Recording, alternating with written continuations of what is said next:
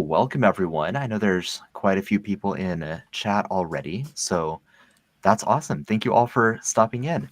This is the first episode of MythCraft Legends, the MythCraft live show with our Legend tier Patreon subscribers. So I am Nathan. I'm the MythCrafter. I'm going to be narrating the story as we go through this venture. And I am joined tonight by 6 lovely players. So starting below me on the screen and just kind of working our way down. Dan, can you introduce yourself? Yeah, I'm Daniel Trout. Got a boundless imagination, just looking for other outlets, and this is going to be another one of those. Awesome. Let's bounce down. Hello, I am Corey Griffin. Wow, why is it always so hard to introduce yourself? So I thoroughly enjoy MythCraft so much so that not only do I have a podcast, I also do a weekly live stream about it. What's your podcast? Where can people find it? Our podcast is Tales of Yvard. I am the MC. Another one of our players is actually a player in it. And we should be able to be found anywhere podcasts are found, hoping that a couple glitches were fixed this weekend. Perfect. Tales of Yvard. Let's move on down from Corey. I'm Luke. I played D&D for many, many years. Now I've found a better game, in my opinion, and playing MythCraft now. Some great people, and hopefully y'all enjoy, and we can do a great night of MythCraft tonight and keep it going. Awesome, and let's hop on over to camera directions. Always get me confused. That guy over there. What's up, everybody? I am Tanner. I am one of the players. I play Friend Shermie and Gordon in MythCraft the podcast. This is my first time jumping outside of a system that isn't Dungeons & Dragons, and I fell in love with it. And I'm very excited to be sharing the table with everybody here today. This is going to be a cool little group. Awesome. Thanks, Tanner. Hey, I'm Jesse.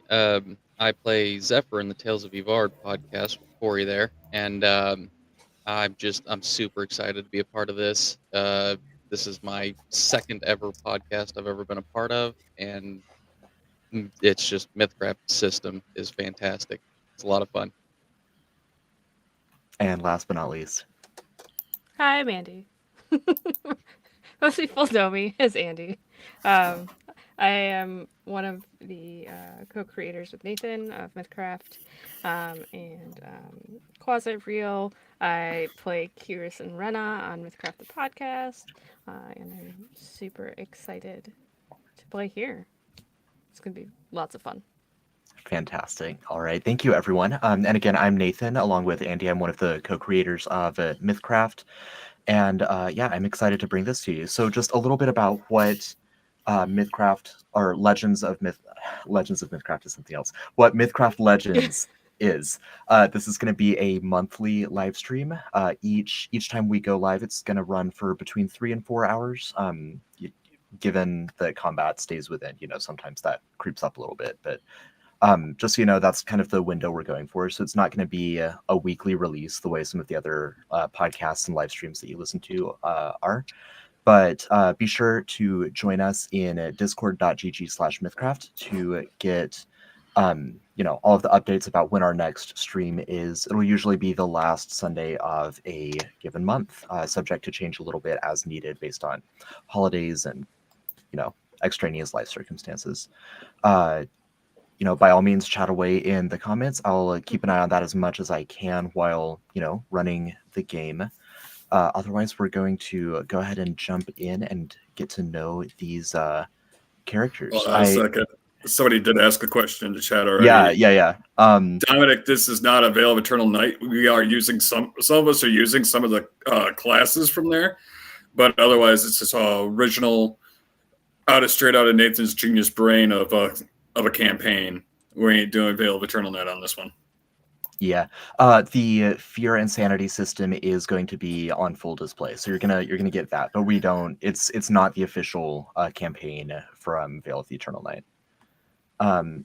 So without further ado, I guess that was kind of like the introduction to us as people. So, welcome to MythCraft Legends. I am Nathan, your MythCrafter. I am joined tonight by all of these people. We already did player introductions, but I'd like for each of you to just introduce yourself as your character just briefly. So, I'm joined tonight by Dan. I'm playing Quinton, and I've got a rickety bridge. Corey. Hi, I'm playing Melizog Shava. It is a wonderful time to not only meet you, but even more so for you to have met me. Luke. I am Volk, Wolfborn, and I will find redemption. Tanner.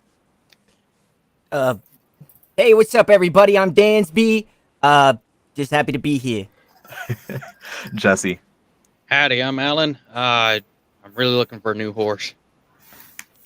And Andy. Hello, I'm Ari. Welcome to my pub and my bar, and if you have ghosts, the drinks are free. And speaking of this pub and bar, several of you, for whatever reason, have come to the small town of Chasm Claw in the region, or in the nation, I should say, of Scaver. Chasm Claw is a fortified town. Most towns in this region are, given the various monsters that prowl the woods nearby. And you have found yourself in the I'm sorry, I am blanking on the tavern name, Andy. Apparition? Mm-hmm. Apparition That- Inn. The Apparition Inn. So there's there's a minstrel plucking away without much skill on a lute, and less than singing, they're just kind of speaking rhyming couplets to put on a great show.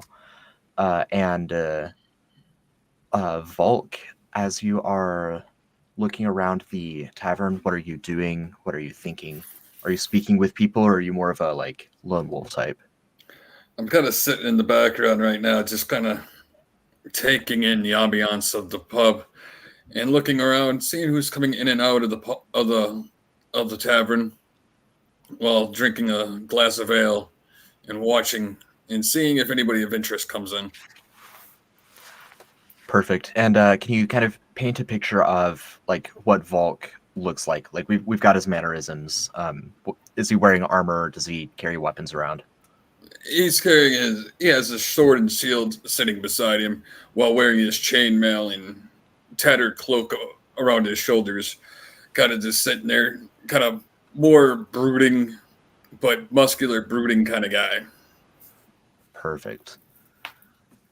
Across the way a little bit on the other side of the commons, we see a fellow named Alan, I believe. So Jesse, can you kind of describe him a little bit? Well, he'd be leaning against the bar. You'd see a Hondu. He's got kind of, some brown and black fur, some patches of white, stuff like that. If I had to compare it to a real life dog, it'd be an Australian Shepherd. And then, of course, the hat, pretty standard cowboy hat looking. He'd just be leaning there, having a drink, maybe chatting with the bartender a little bit, just small talk. Perfect. We'll come back to that conversation with the bartender in just a minute. There another notable patron of this tavern would be Melizog. So please let us know a little bit about yourself. Okay, so Melizog is just dressed in mostly plain brown clothes with that almost matches his fur. He's a particularly small for an Urkow, standing right at 6 feet, slightly shorter than normal. However, I think that this man doing couplets is probably in great distress because, sir, rhyming shore and shore is bad form. Come on, you can do better than that. Oh, but you see, one is spelled S-H-O-R-E, while the other is spelled Sure. So they are different words, and so rhyming them I think is perfectly legitimate, I have to say. I did not say it was unlegitimate. I said it was bad form. You could do better. I suppose, push myself to greatness a little bit. I don't see why I shouldn't. At the same time, I don't have anything prepared right now other than the Ballad of the Starfish and the Mackerel. So there's going to be a lot of shoreline speak as I progress here. And I do believe that is an ongoing conversation. Perfect. So as that background chatter is going on, is it Ariri? Ari? Yeah. Ariri? Ariri. Ariri. But she just goes by Ari. Ari, okay.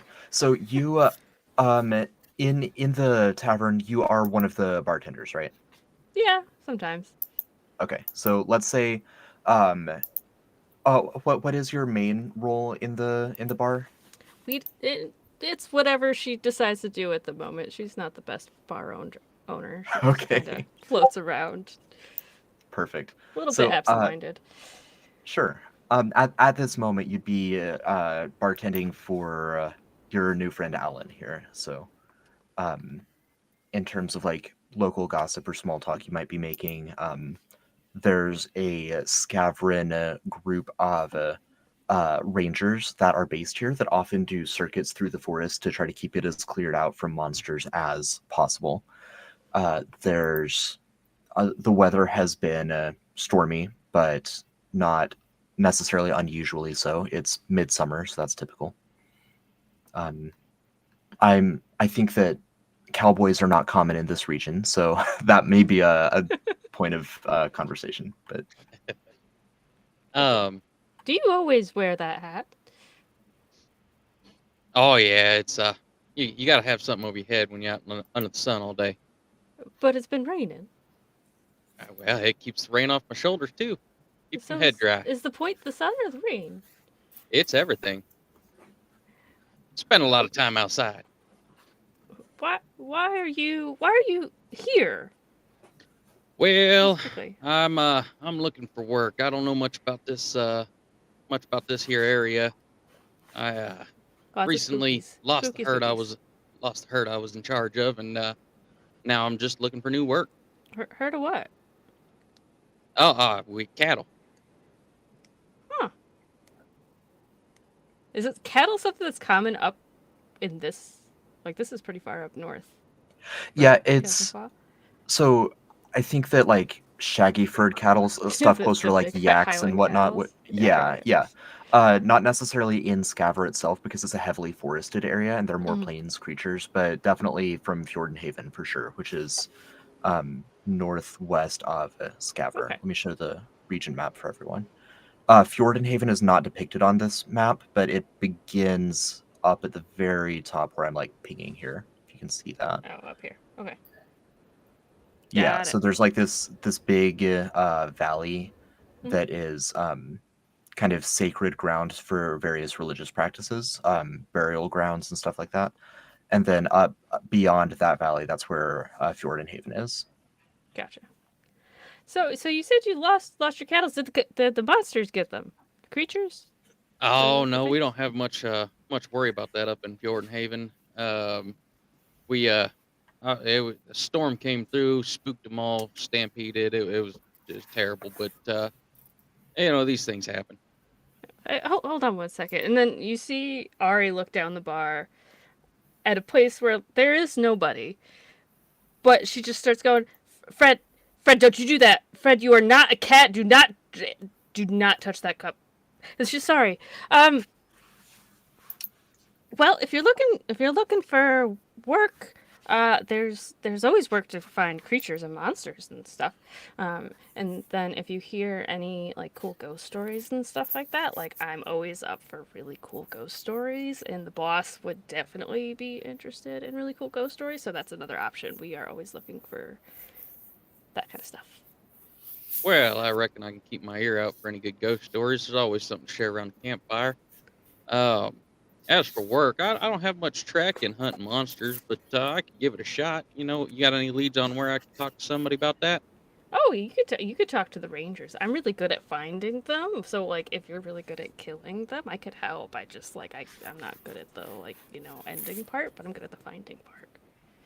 Well, that's good to know. I'll keep that in mind. I also got one other question. You know where I can find a horse? No. Oh, all right. You could probably ask around. I've never had use for one. And like looking at the person you're talking to, she's only like 2'11", like so she's like standing up on a box. She's super tiny, and she's got these big old like rodent ears, and she's got like spots of fur on her and rodent feet. But she's a halfling, and you might get the feeling if you've seen them before. She's probably like a were creature that's kind of stuck. So she's got got some qualities of rodent, but not completely. So she's quite petite and tiny. So she's like, I don't. I mean, I could maybe a miniature one, but I've never. Yeah, horses aren't really my thing. Fair enough. I haven't seen a whole lot of them around these parts, anyways. It's definitely a different area than what I'm used to. You might be able to ask Danby. Danby might know. Oh, all right. Where's Danby at? Yeah, what's that, boss? Is this guy bothering your boss? No, Danby. Why would he be bothering me? He's just asking about horses. Do you know where we have horses? Horses. Let me see. Let me see here. That's they're like a big fellow, right? And they walk around on all fours. Yeah. That sounds like a horse to me. Nah, I ain't never seen one of them around here, but I know of them. You don't know where I could purchase one? Unfortunately, I don't. But you know what we do have here is we've got there's some monsters and stuff that could probably, we need some help. Maybe you could maybe find a monster here, but not a horse, unfortunately. Can I ride a monster? Well, Danzy will look to Ari. I you mean, ride if a monster, you try boss? hard enough. I've never tried. Could be fun. Boss would Yeah. approve. Yeah, worth a shot.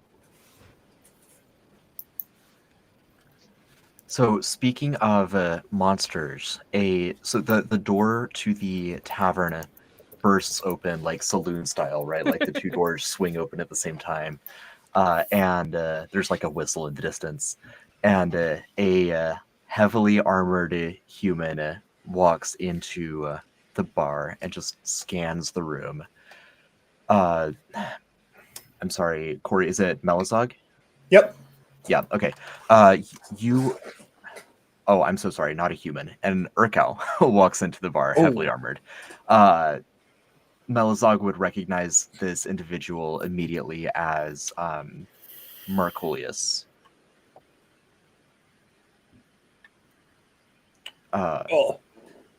And he, let's see, he's wearing like plate armor, like the heavy metal boots, chainmail hood around his neck and whatnot. Big greatsword on his back.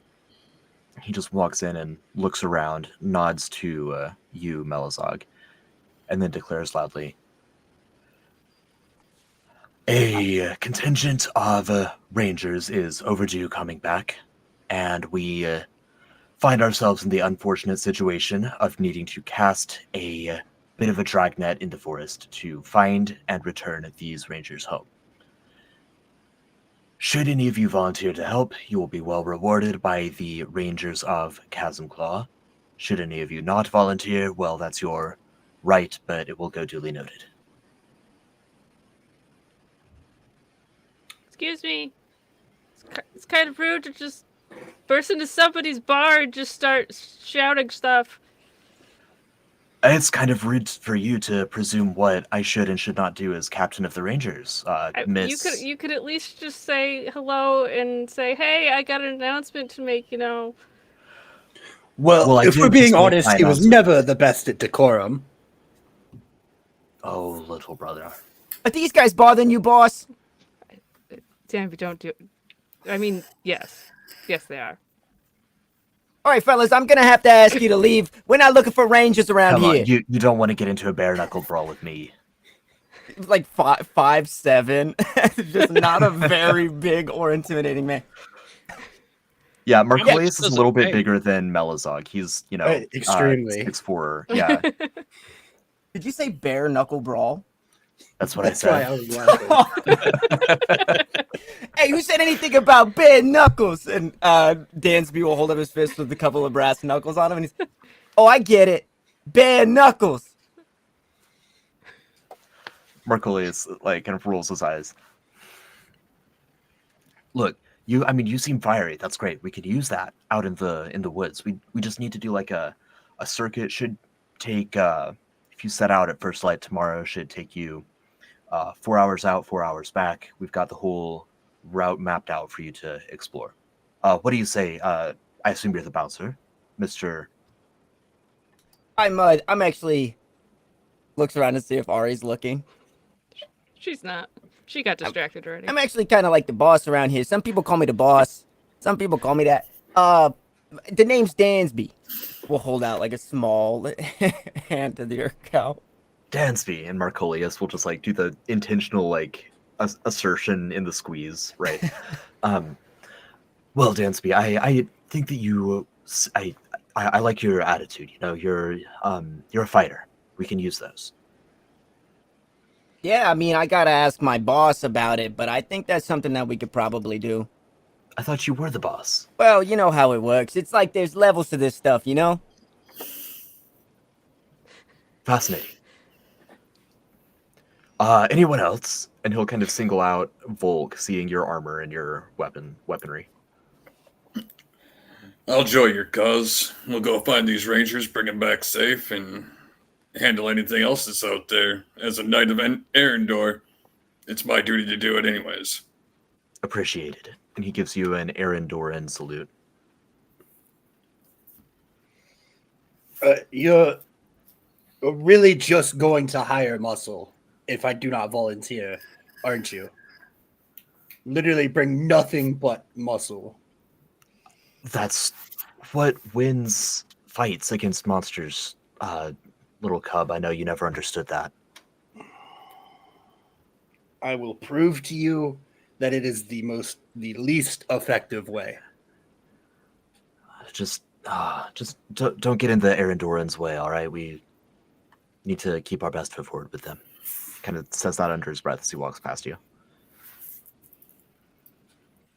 Any chance you can give us some equipment to do this with, or some supplies? I kind of lost everything a while back, and I don't have much for a trip like this. You don't have much for a trip 4 hours out and 4 hours back? I don't have anything. He looks you up and down. You do have boots, right? Yes. Okay. So he says, I can get you some rope. I can get you a torch, a tinderbox. But I'm not going to requisition rations for this. I've got various groups exploring within a 1-day travel of the town, so additional rations will not be necessary. Of course, on the back end, if you are successful, or at least if you survive, then I will accommodate you for a day's worth of volunteer work at the rate of 10 silver coins for your service. That sounds fair. Any chance you got a horse I could requisition? I'm afraid not. We don't really have many horses up here. Lots of monsters, though. All right. Had to try. I reckon I can take part in this here trip you got going on. Very well.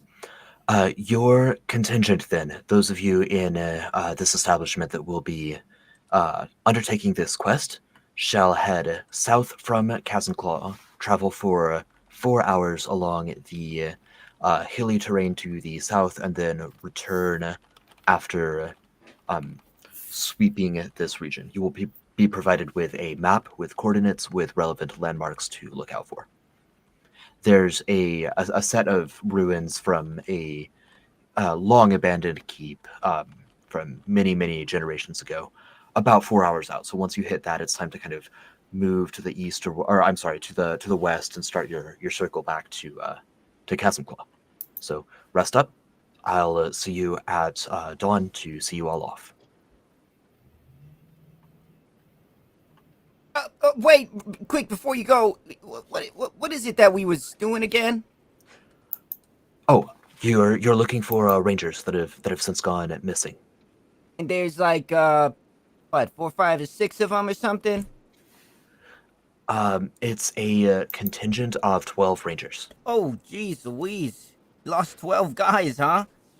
Hey, been there, done Misplaced. that. Misplaced, right? Hey, I get it. You know, there's semantics. Okay, 12 rangers. All right.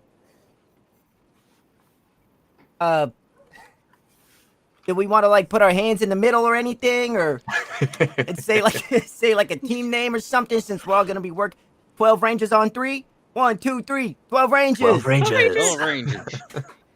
Wait, Am I part of this? What? The 6'4" Urcal looks at the, what did you say, 2'2" halfling? Like 210, 211. 210. Okay, it's a little better. You know, don't get into fights. If you've got a keen set of eyes, then I'll take you. But I don't want civilian blood on my hands. She's gonna punch him in the knee. Okay, I see your spirit. Your spirit is appreciated. Don't come in to my inn and just shout a bunch of shit and then tell me what I can't do. Jerk. All right, well, Shoot. I'll be Shoot. off. I'll leave when I'm good and ready. Goodbye. And he'll turn around and leave. And now I'm good and ready. That's right. Dansby, what the hell? Listen, boss, this guy, he came in here and he was talking about bare knuckle brawling, and I thought, what better way to not do that than by do what he says? You're the worst. I do what I can, not what I can't, boss. If we're being completely honest, he probably would have continued far longer if we weren't going to do what he wanted. How much is your strongest alcohol if I'm going to be putting up with him in any relative sense of the word? Are you talking like the good stuff or the good stuff? As good as you're willing to give me. Huh. She just scutters off. You're gonna get the good stuff. Apparently. She'll come back like 15 minutes later with this bottle that has no label and looks like it's been sitting in a corner for a couple years. And she'll say, I don't know what this is, but I'm sure it's good. That's the great stuff. It's free because I don't know what will happen when you drink it. Have fun. That is all right. And he would pour himself a drink. All right. Hey, partner, Almost can scared I of get a this. swig of that? I don't see why not. I guess we're all going to be working together. Would you, sir, you didn't say your name. He'd kind of be motioning to Falk. Oh, my name is Volk. What do you need? Would you care to partake in this as well? No, dulls the senses, and we got a long hike tomorrow. It is in the morning, but all right.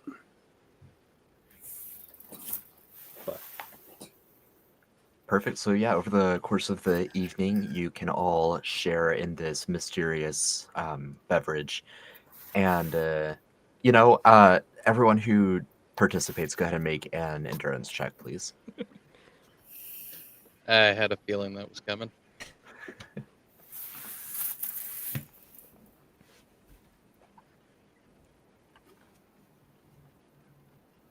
Oh no! Oh no!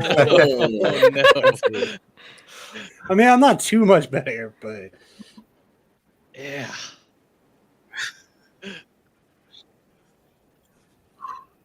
Yeah, these rolls are looking real good right off the bat. Yeah. I mean, first Who roll of the is campaign. Torch? I know that happens when like I've got a Oh, that Torch might have token. I been. know that.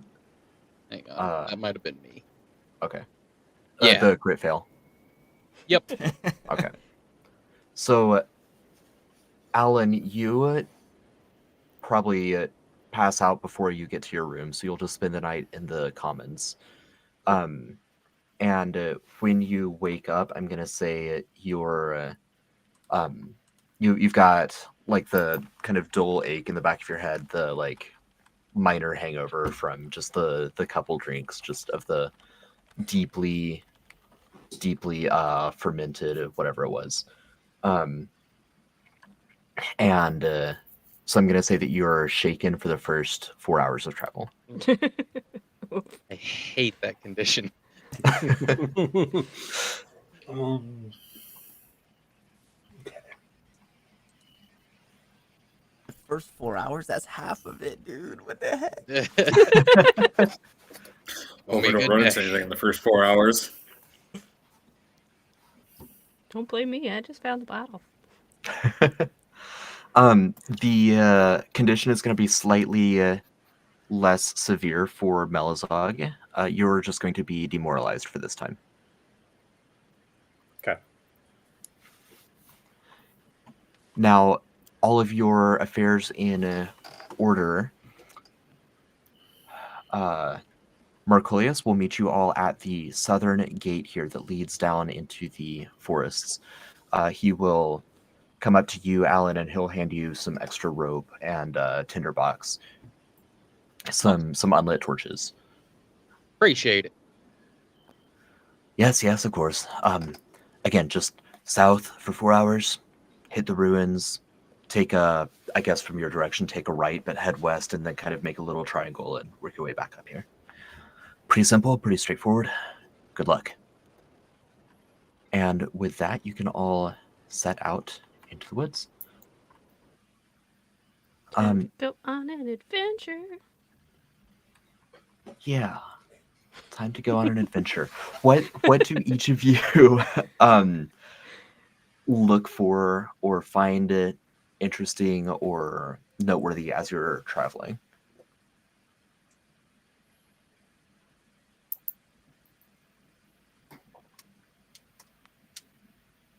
I mean, Question.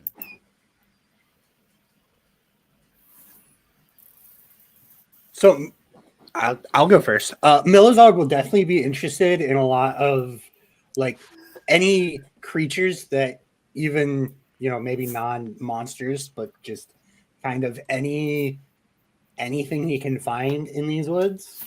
Everyone would take notice that he has 2 books, one on each hip, and anytime he finds a creature, whether that's a bird, a squirrel, a small fox, he will take a couple seconds to write a quick description of whatever he can find before continuing on.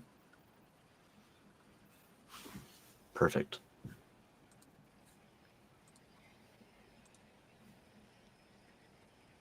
Ari's going to be actually looking for like signs of the Rangers, but will get easily distracted if there's anything at all that does not look normal or weird.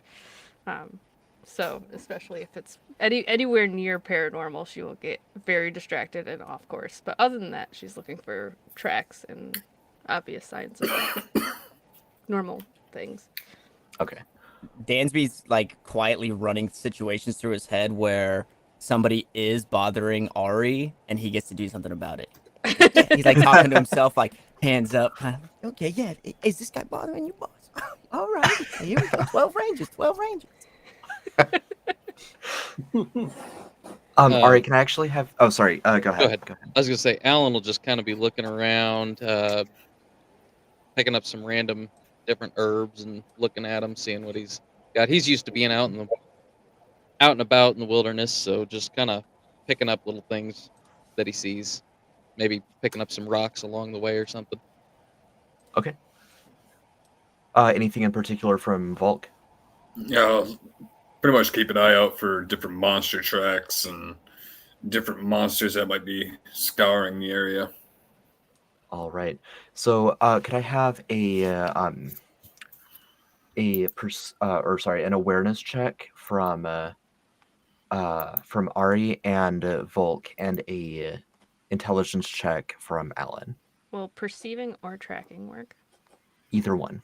Take your pick. Deal. That's a nat 20 Okay. for a 29. Mhm. Will nature work? Nature, yes.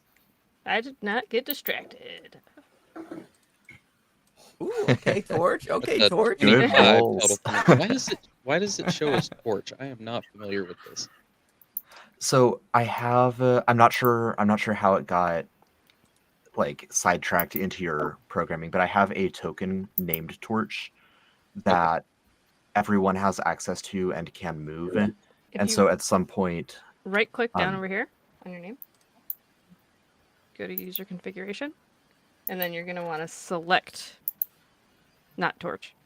You'll select your character from a list. So if I like, Ah, okay. cool. and I'll make it you. There we go. I rolled a flat 15 for mine. All right. So I think it would make sense for Volk to kind of be scanning the tree line and the like bushes and everything, just kind of keeping an eye, being sure nothing is approaching. So we'll say Volk notices after Ari points it out, the two of you see deep footprints. They look like boot prints. Someone large and heavy. Big person, cutting off a little bit, kind of to the southwest of the overgrown trail that you're kind of picking through. Someone large and in charge with this way.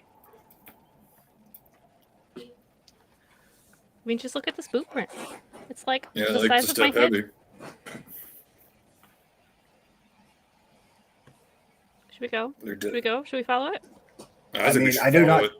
See why we wouldn't. That I seems don't. to be what we're looking for. But what if it's not? No, I think But it we can probably handle it if it's not. And if it's not, well, it clears out one less monster. It has one less monster roaming about. Do monsters wear boots? Depends on the monster.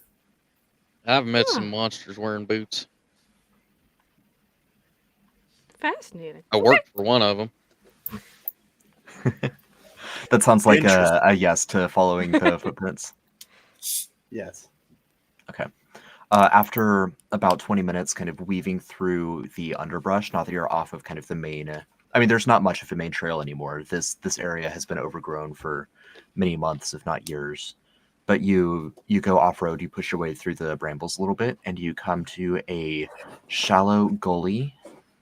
We'll say 20 feet deep, not steep cliffs, so like you could pretty easily go down and climb back up. A little bit of a stream running through, but there is a rickety bridge that is spanning the gully. And at this point, I would like for Dan to introduce Quinton, please.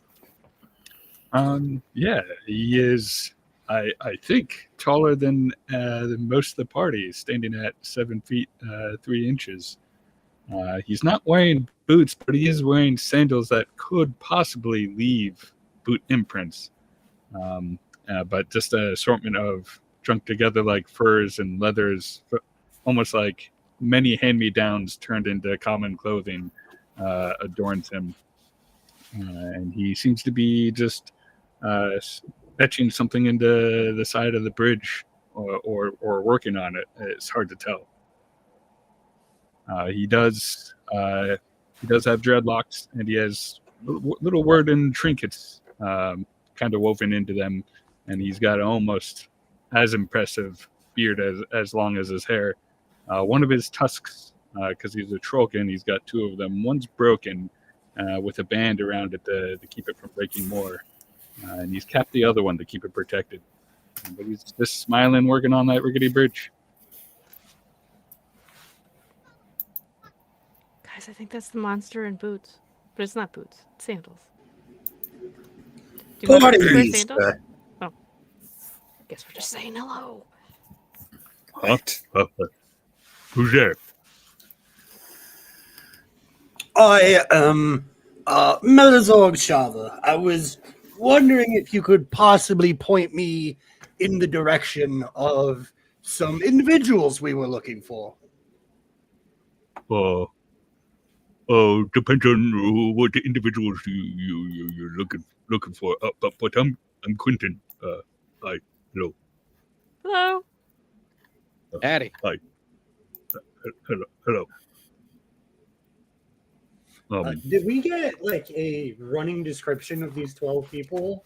Or Yeah, I was that- think Marcolius, in addition to the map that has like your intended triangle of area to look through, would have also given you a description of them. So 12 individuals, all lower ranking in the Rangers, with one kind of like sergeant overlooking the group. They will say 6 of them are human, 2 are elven, 1 is dwarvish, and what's left? 3 of them are halflings. So kind of your stereotypical party. I would describe the party that we're looking for to Quinton. Question: has any of these 12 come through here? Go ahead and make a luck check. Okay.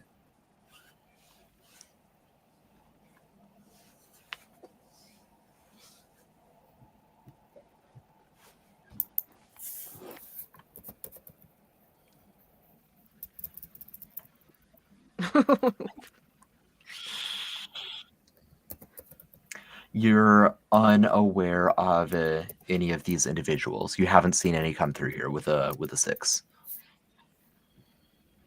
I don't think I've seen any of them come through. It's been quite a while since anybody's come through. But some people have come through. Just not them all together at once. No, not this way. Well, that is a shame, my kind sir. And like as he's saying this, you can kind of see Milizog is thinking for a minute. He looks around at the relatively short overall party and then back up to the large trollkin and is like, perhaps it may be in your best interest for you to go ahead and help us find them. Oh, my best interest. Okay. Why is that? I mean, you never know what wonders of opportunity could come of helping us find these 12 individuals. I don't really require opportunity, but thank you. But if you're asking for help, yes, I'll help. I'll be glad to help. Cool. Let me just go get my. And he's gonna like step up and go into this little shack that's kind of part of the rickety bridge, and clatter some things around and bring out this shield that it's almost larger than he is, and he seems to be struggling to pick it up, and it doesn't even look like he's wielding it properly. Oh, okay. I think I'm ready now. That looks particularly bothersome. It's hefty. Yes. That I is could probably live under that. Well, it could be shelter for you. Yes. Why are you carrying a wall around with you? Because it's been with me for as long as I can remember, and it's done me well. It's helpful. Like me. Yeah. Sounds good to me. I mean, is there any like big monsters out here and stuff? Is that why you got such a big shield? Some stories I've heard from passerbys years ago said there's big monsters out here. Yes. I think I've only seen one once crackling through the trees in the distance. But none of them could use a bridge like this, so I think they steer clear of me. All right. Question: we had a discussion earlier on whether or not you could ride a monster. Do you think it would be possible to ride a monster?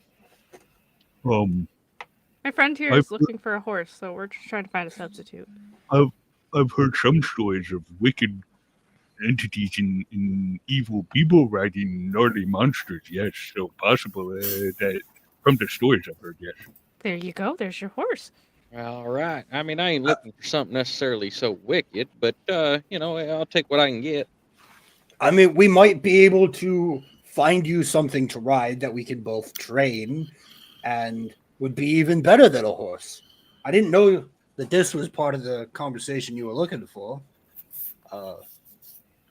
It is sad that we could not find a place to buy a horse.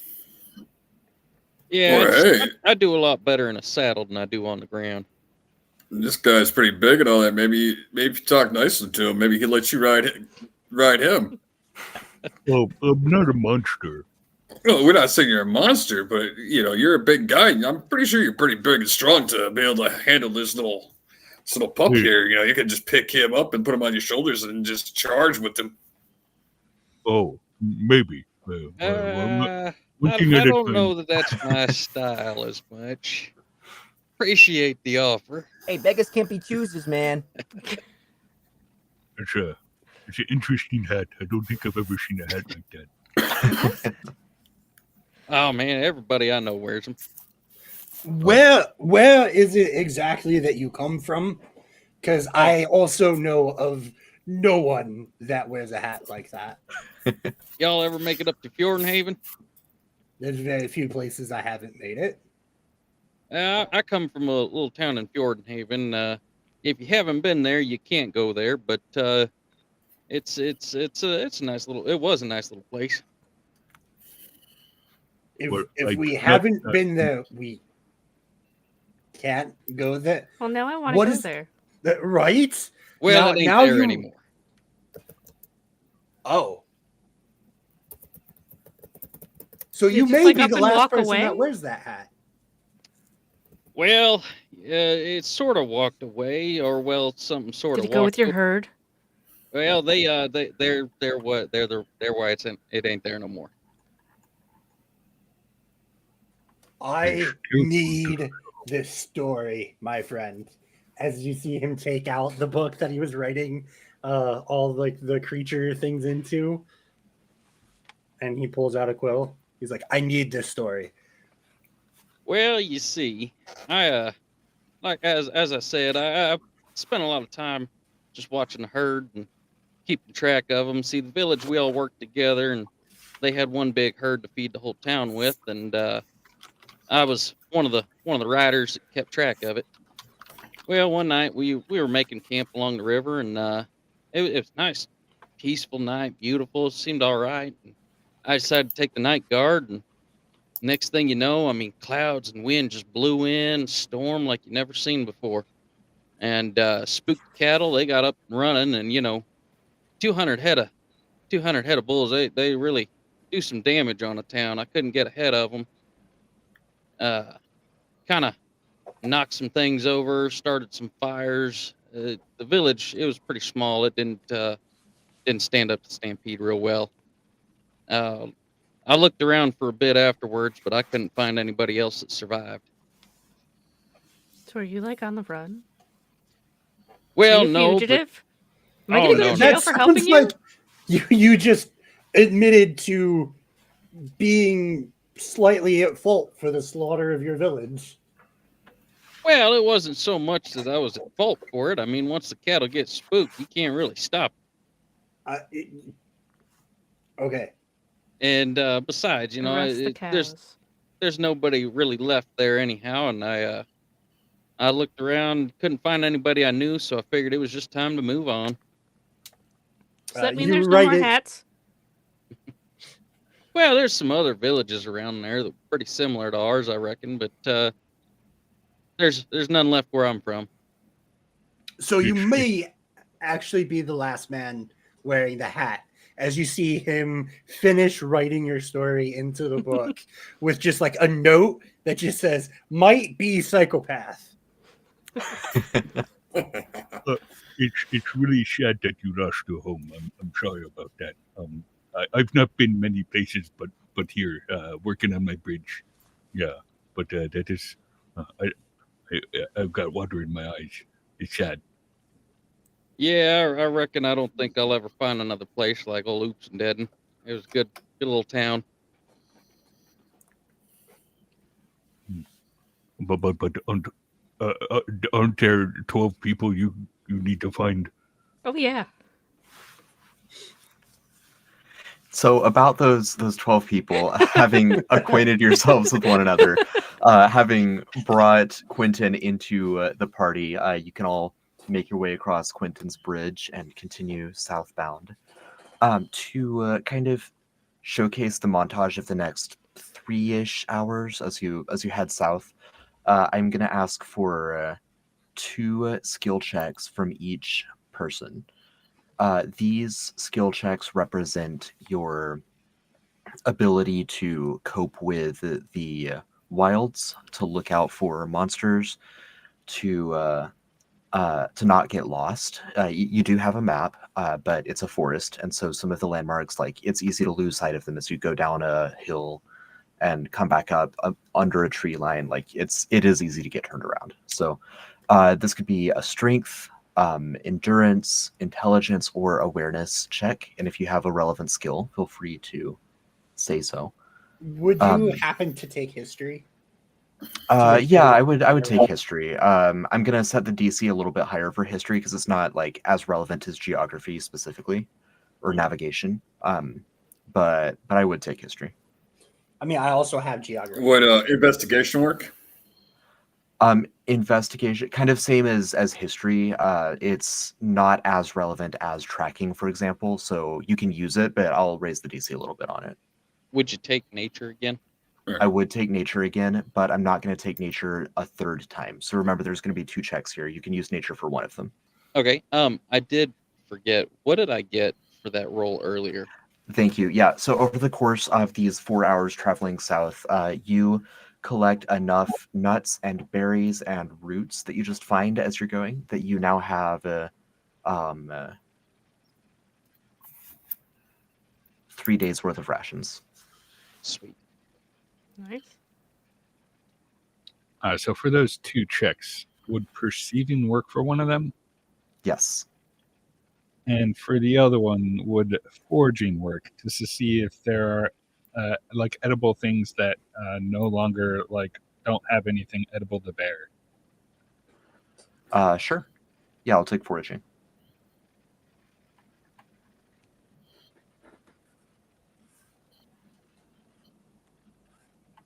Some pretty good rolls so far. Oh, I forgot to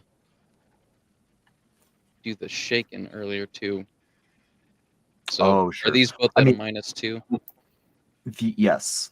And the 25 you rolled earlier, a 23, I would still give you those rations. So you're good there. So this one will actually be at a 20 for that nature roll. Okay. So hang on. Let me go through. We've got Melazog's montage with an 18 followed by a 13. So the 18 was a history, the 13 was a geography. Thank you. Okay. So yeah, you're able to, since you took a little bit of a detour to find Quinton, you're able to get back on track now, utilizing the map quite well. And then the geography check, you get back to where you believe the road originally was, and as you are navigating, kind of leading the party, you're reading the map, and you walk into a pile of brambles because you're not looking where you're going. So I'm going to have you take some sharp damage from the brambles. I'll come back to that damage after I check what everyone else has got. Okay. So for Quinton, my here, 7 was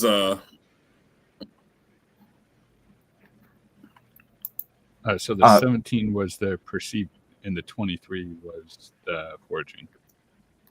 Okay. Excellent. So with both of those rolls, you are able to navigate the wilderness just fine. I mean, this is kind of like your backyard, right? Like you spend a lot of time here. So you also find 3 rations as you're moving about.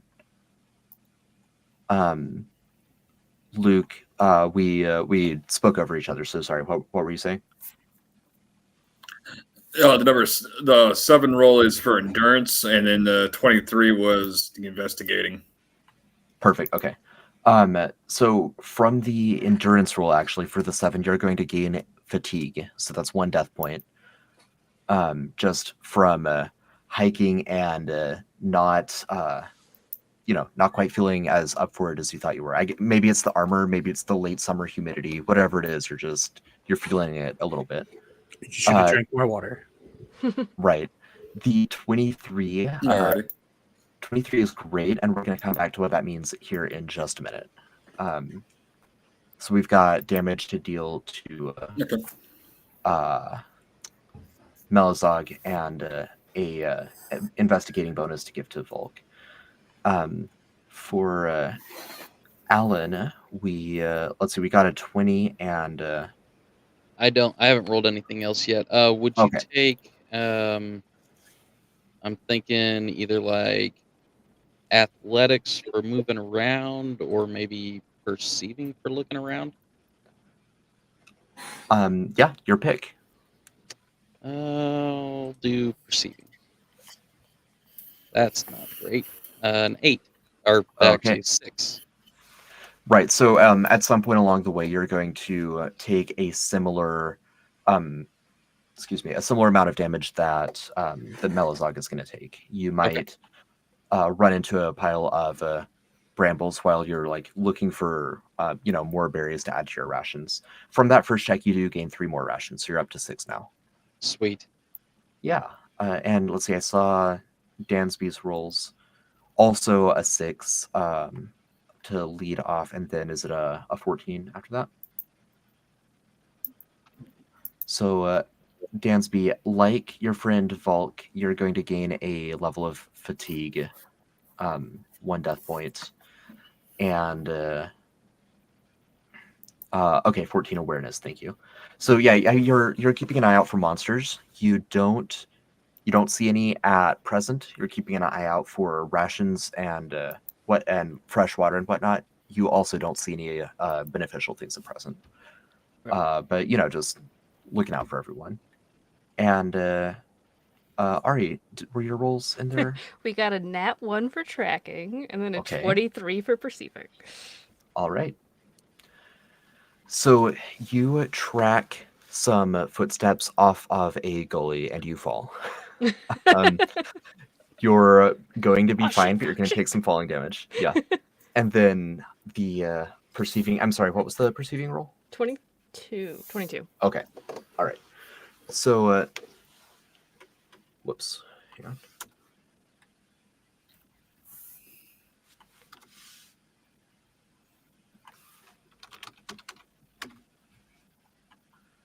Okay, so Melazog, you're going to take 2 sharp damage from the briars. Alan, 1 sharp damage from foraging around and like maybe getting into a patch of stinging nettle. And Ari, 4 damage from falling. Ouch. Ouch. Hurting. indeed.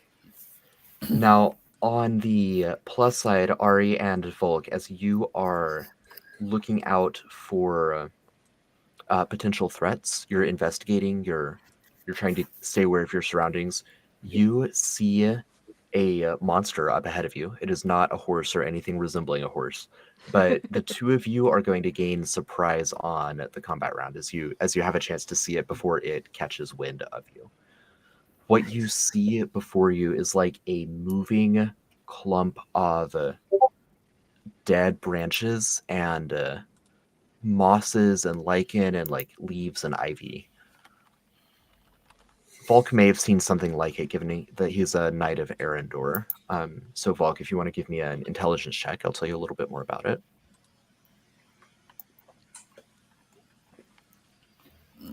see here.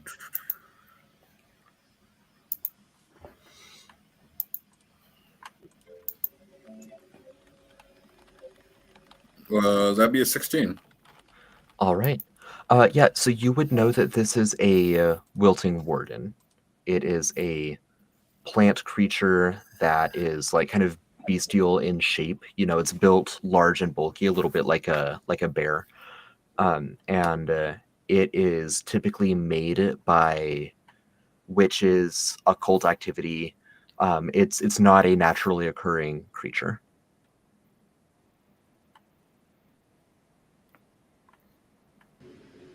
I didn't do it. I didn't do it. Oh, wait. I don't know about it yet. There's a possessed tree No, up it was ahead. I look at Belzug like, you sure you didn't do this?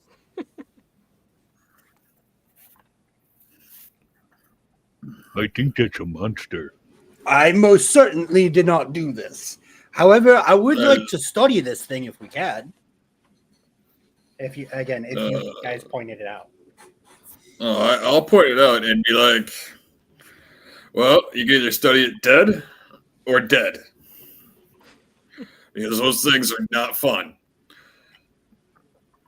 The heck is that thing? A ghost in a tree. It's Oh. basically it's basically possessed tree, yeah. I don't think it's a horse. Definitely not a horse. I wouldn't ride that. Well, You might get a little does this sore count real as quick on that. does this count as one of them ghost stories for you?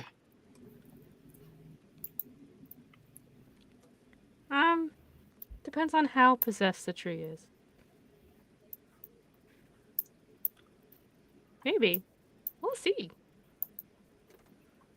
If somebody dies, it would be a great story, but don't die. Don't do that.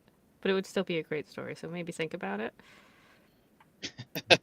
I would definitely make sure that your deaths scream ingenuity if you do happen to die. Just to speed things up a little bit, I went ahead and just clicked roll all for initiative, but I'd like to go through real quick and adjust based on your awarenesses. So does anyone have an awareness above a 0? I do. Okay. I don't. What is... I believe it is only at the moment a 1. Yes, it is just a 1. I have a 2.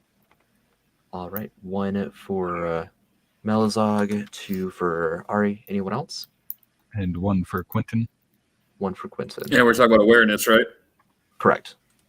And yeah, I'm at 0 on that. I also have Battle Song, so I'm going to roll a d4, and if I knew how to see the way the initiative works, because I get to choose who I add it to. Yes. So. You should be able to see initiative. I popped out the combat carousel. Maybe I'm probably going to give that +4 to Volk, so that'll put him up above the wilting warden. All right.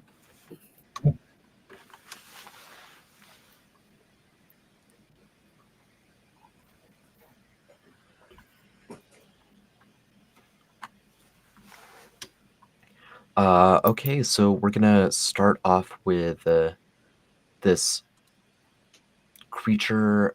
Oh, I'm sorry. Surprise. Let me remind myself real quick how surprise works with because Ari and Volk get that surprise round. I don't remember off the top of my head exactly what that looks like. Partial surprise. Okay, you get a free round. You have a TA on the first 2 rounds of combat, so +1 to all of your d20 rolls. Other creatures have a TD on the second round of combat. So first round of combat, we're going to start with Ariri and have Volk follow up after that. Great. How far away are we?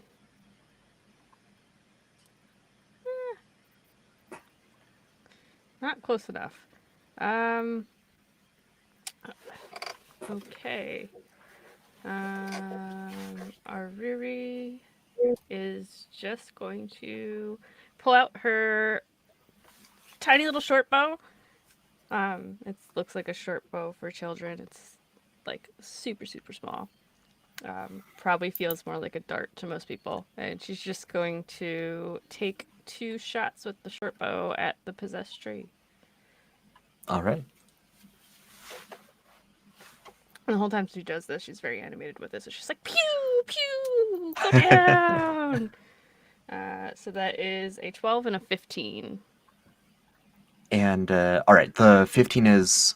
Oh, you know what? Actually, those both miss. I'm assuming it's physical damage, right, from your arrow? Yeah. It's sharp damage. Yeah. Okay.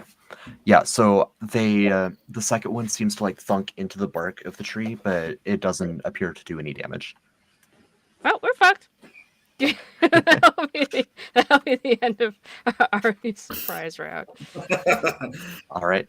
Did you include your TA? No, so that would have been +1 to both of those then. So 13 and 16. The one that thunks in actually does appear to do material damage. Well, we're slightly less fucked. Just 5 damage. All right. Now, it is a tree, so an arrow wound is really not going to do all that much anyway, but you do something to it. I need to release the ghost. Fred thanks you for that. Yeah. That'll bring us to Volk in the surprise round. Also, just a quick note for viewers, for players. When I run combat, I set everyone so that if you hover over a token, you can see their current hit points. It doesn't show exact numbers, but it shows like a HP bar. I don't mind if you check those. I'm okay with that level of metagame. You can visibly kind of see as you're wearing down an enemy. You can see as your allies are getting worn down. So seeing like kind of the HP bar represents that. And all right, so sorry, that said, that'll bring us to Volk for the surprise round.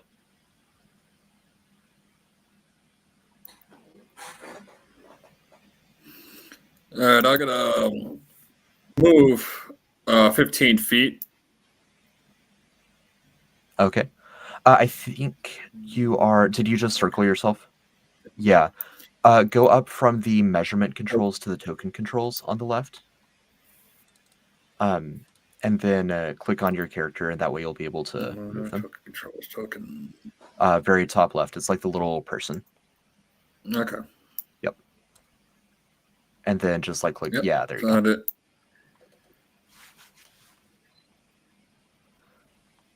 All right, so 1 AP to move.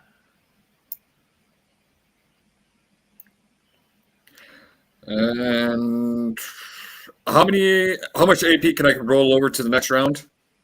Half your level rounded up +1. We're all level 2 right now, so you can roll over up to 2 AP. All right, so I'm gonna spend 1 more point to move right up next to him. All right.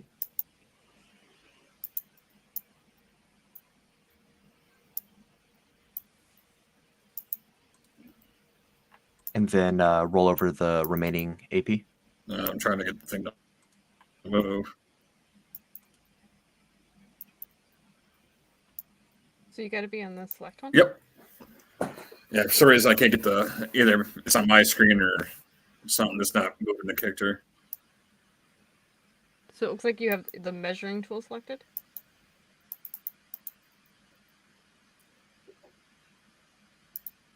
Yeah, how do I turn that off? You just got to click the little box with the 4. There you go. There you go. There you go. Perfect. All right, start of the first main round of combat. Volk and Ariri are going to maintain tactical advantage for this round. Everyone else has tactical disadvantage for this round. As you see the huge possessed tree thing in front of Volk here, you also hear rustling in the foliage up north of you as a couple, what would register to all of you as zombies, begin shambling towards you. Uh-oh.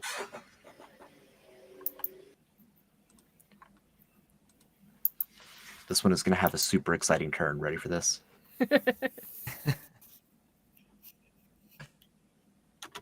That's its turn. It moved twice. Up after that is going to be Dansby. So you see this zombie running towards you, but you do notice that it has like, zombies have like the patches of peeling flesh and whatnot. Mm. You would see mold growing out of those patches of flesh. Okay.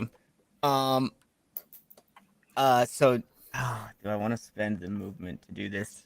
Okay, I'll spend 1 AP of movement to get in front of Ari to like kind of play protector here. Are these guys bothering you, boss? Get in the way of my shot. Oh, sorry about that, boss. And we'll look to the one that's kind of coming towards us. We'll actually look to the big one and then look to the small one. Hey, why don't you pick on somebody your own size? And I will use a stanza at this fella. I'll use antagonism. So I will roll against his will. Against the zombie that's approaching you? Yep, the little one that was Okay. approaching us. So that's very unfortunate. It's a 7. That is successful. Okay, let's go. So that creature is now taunted by me. Okay. And as I stand in front of Ari, I'll use another stanza to meddle and to protect Ari here. So Ari, until the end of my next turn, your AR will go up +2, Awesome. and then I'll roll over my last AP. That'll be my turn. It is hilarious that you're a troubadour. I didn't expect that. Hey, I'm trying to turn a new leaf here, you know? Ariri, we're back to you. Right. What do I want to do? I'm just gonna. Nothing's close enough. All right, I'm just gonna shoot twice more at the little dude. I'm gonna shoot at the little dude. That is a 15. Oh, yeah, no, 4. Well, the 15 hits. Dansby, get out of my way! Oh, sorry, boss. 3 damage for the one that hits. Okay. And that will be all of her AP. Perfect. Little Melazog, Trigos. you are no longer surprised. You see these creatures coming down from the north. You see the larger tree over to the west. What would you like to do? All right. Just like a small bone of contention, protected also increases the other physical defenses, not just AR. Oh, How do I know okay. this? Because I went back and forth on which of those 2 stanzas I was going to go. Okay. The one I went with and with metal. I feel So- even more protected now. Oh, okay. I You're don't right. need- Yeah, AR and physical defenses. Beautiful. I'm not scared. Fuck you guys. Not too well, actually. This was just like I went back and forth on that a few times. Yeah. Would you consider me having line of sight on the Wilting Warden? Yes, I'm gonna give the Wilting Warden partial cover for the branches in the way if you're doing a physical, like, ranged attack. I'm not. I'm going to cast Blind. Okay. Yeah, I'll say there's no impairment for that. Same APC cost and everything for this. Come on. 13 against Logic? That is successful. Nice. Okay. I closed that part of my character sheet as I opened up the other part. Right. Sorry about that. Right. So it's blinded until the end of its next turn? Or start of your next turn? I'm double checking that right now. Why does this thing not have tremor sense? I feel like it should have tremor sense. You made it, Nathan. I know I made The it. end of its, You made it. until the end of its next turn. Okay.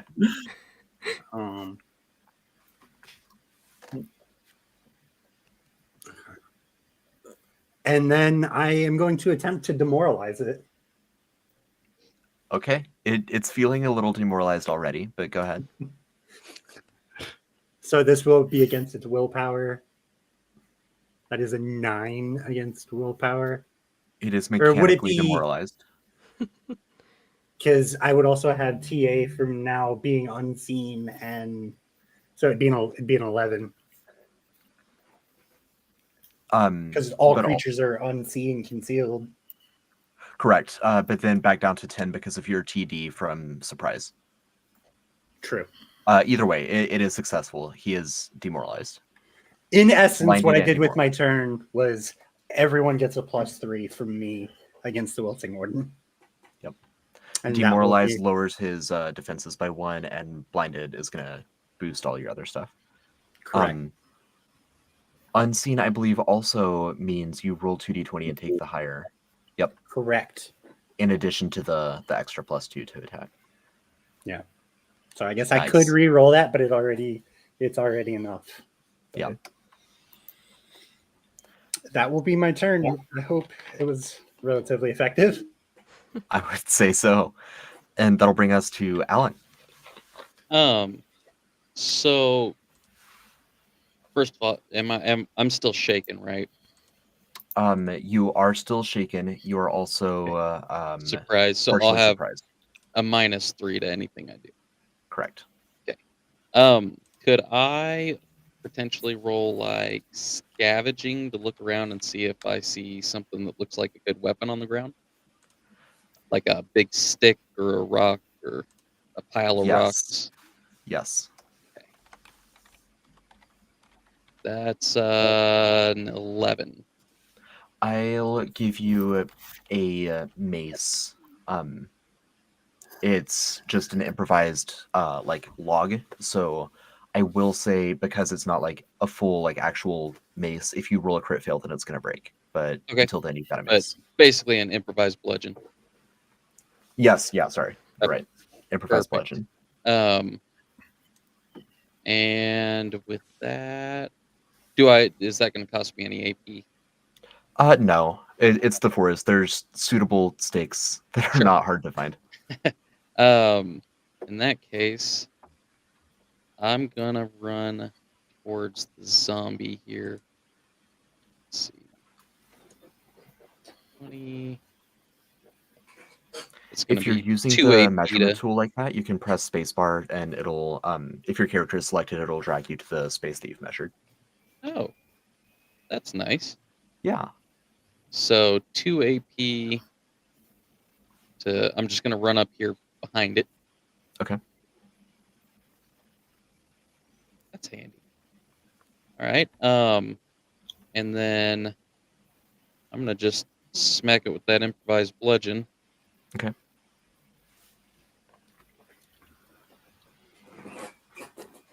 Oh, I rolled damage instead of attack. Wrong button. We'll keep the damage if it hits. Okay. Yeah, it's good damage. I don't think that hit. That's a 4. That's not gonna hit. Yeah. Sorry you to hit say. a tree with a piece of a tree. Is it like hitting a person with an arm? And I feel that it probably is. and that'll be my turn. All right. So the other zombie is gonna shamble up to you. It can't quite reach you in one, so it's just gonna run around. They are flanking you now, but the last one had to double move together. Volk, we're back to you. You've got TA from Surprise for this round. Alrighty then. So we're gonna use. I have 5 AP right now. So I used. No, I have 4. Yeah, 5 AP right now. And I'm gonna use 3 AP to attack. You will be rolling 2 and taking the And higher. I'm pretty sure just off the roll that's probably gonna end up. It'll for sure hit. You can go ahead and roll again if you want to Alright, fish for the crit. so yeah, let's fish for the crit. Why not? Oh, almost like hovered. Nope. Okay, so you do hit. Nice. Nice. Solid chunk of damage. Yeah, 10 damage to it. For 10 damage. Yeah, you just kind of smack For into it. The chips go flying. be slashing via sword, so Right. Yeah, a little bit more effective than the arrow for sure. Oh, sorry, you've got 2 AP left before it And retaliates. so stick 3. Can I Hey, yeah, show him what you're made of, boss, and use my setup to grant Volk 1 AP this round. Perfect. So you'd be at 3 So you've AP. got 1 more AP now, if you want to swing again. All right, I'll use my last. I'll definitely will.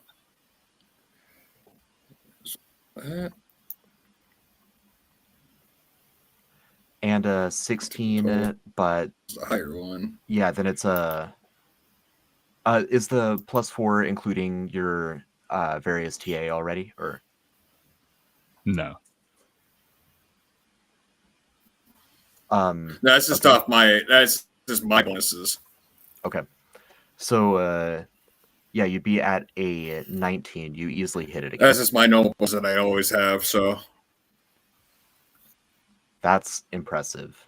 Did you do like family heirloom or something, or weapon expertise? alrighty, big numbers for 5 damage. Okie doke. No, I expertise. Nice. I think weapon mastery since I took warrior as my first entry, so I got it as combat and a defensive. Gotcha. Okay.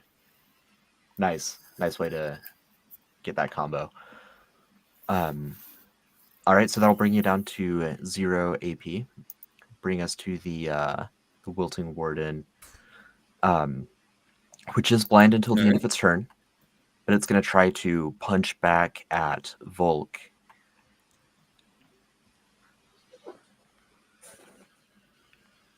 It's going to make a slam attack here. Because it's attacking an unseen creature, when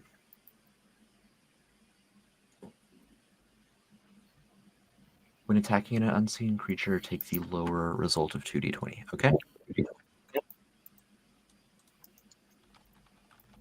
Man, that first roll probably would have hit, but it rolled an 8, so it just slams down with a giant, like whomping willow, meaty, not meaty because it's not an animal, but thick trunk, and smashes into the ground as Volk dodges out of the way. It is no longer blinded, and that will bring us to Quinton. Quinton's looking at the big guy with one person, and then looking at the Alan who's being surrounded. Oh no! And he's gonna try and head up towards Alan to help. So let's see. He's gonna use 2 AP to get to there.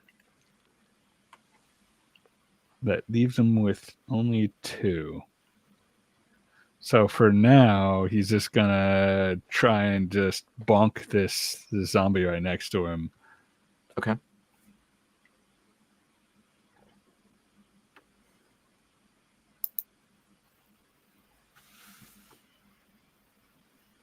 Nice. Yeah, that's great. Easy hit. Okay. So little damage here. That's not bad though. Yeah, can I actually have So you make a for, luck check? All right.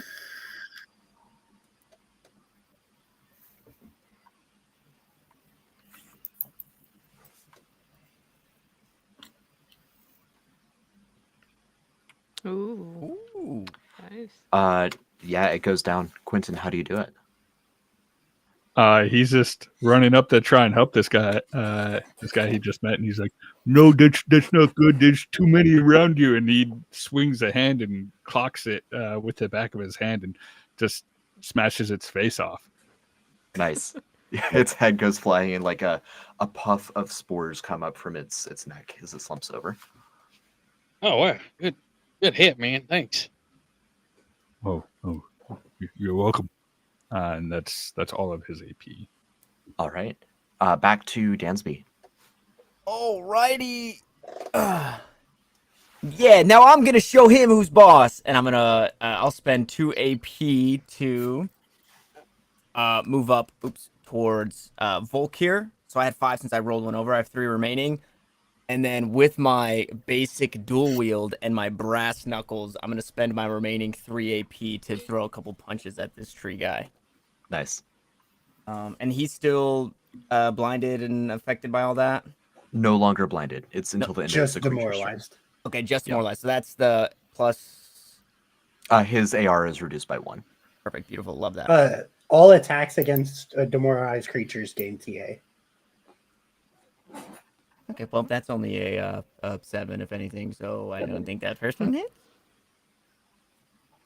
Yeah, first one will not hit. No, on my screen it was almost an 18, bro. Okay, well that's Dansby, what are you doing? Listen, I'm trying to give it up, boss, but there's just my body's fighting the edges. And that's gonna be my turn. All right, and what is Ari doing, seeing all of this? Ari's mostly judging Dansby heavily while being impressed by the other friends that are killing trees, I guess. Is it her turn? Yes. Okay. So I think she's just gonna stay put, even though she kind of wants to get closer, but we've got plenty of people closer. So she's just gonna keep going with what's working, and she's gonna take 2 more short bow shots at. She's gonna hit the big guy this time. Set your ghost soul free. That is a 16 and an 18 to hit. Nice. Yeah, those both do. So that's 8 damage total. All right. Nice. That's how you do it. Yeah, I'm taking notes, boss. I'm taking notes. That's all her AP, so she has to stay put. All right, perfect. I'll make it there one Malazan. day. All right, second verse, same as the first. I don't see a reason why to change it at the moment. There you go. Unfortunately, I thought you might do that. Yes, success on the blind. So that's going to be the blind, and then for the demoralized, Another, wow. Wow. Good rolls. Okay. I mean, he's got a point. I'm gonna make the ghost you sad. see Melizog is reading from a different book, not the one he was writing on. And it's just his eyes glow a faint black color.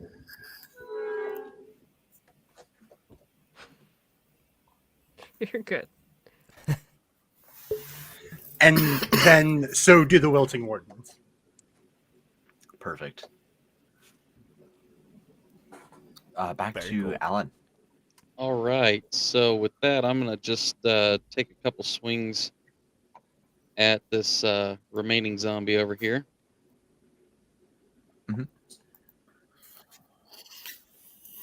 Yeah, you Nice. hit it quite easily. Okay, I'll roll the Bonk it damage with for stick. that one. That's 8 damage on that. Would you mind making me a luck check? Luck check. Yeah. If I can get the right screen brought up here. There we go. Boop. Yeah, 8. you got him. Sweet. So that one's dead. Wonder.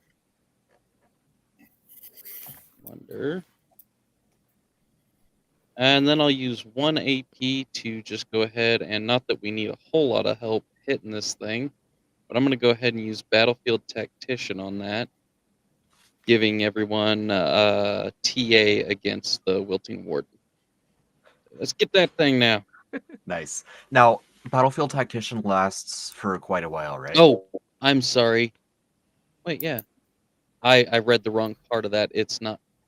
It's got to be within 5 feet of me, and it's everybody else Oh, that's okay. within 40 feet. So I will just move. All right. And that clump of trees there, most of the foliage is like 10 feet up off the ground, so you can run kind of under the canopy without getting slowed down. I figured as long as I don't run like straight in the middle of it, I should be all right. So Yeah. 1 AP to move me there. And All I'll right, you spend are my last flanking. AP to move over here. Perfect.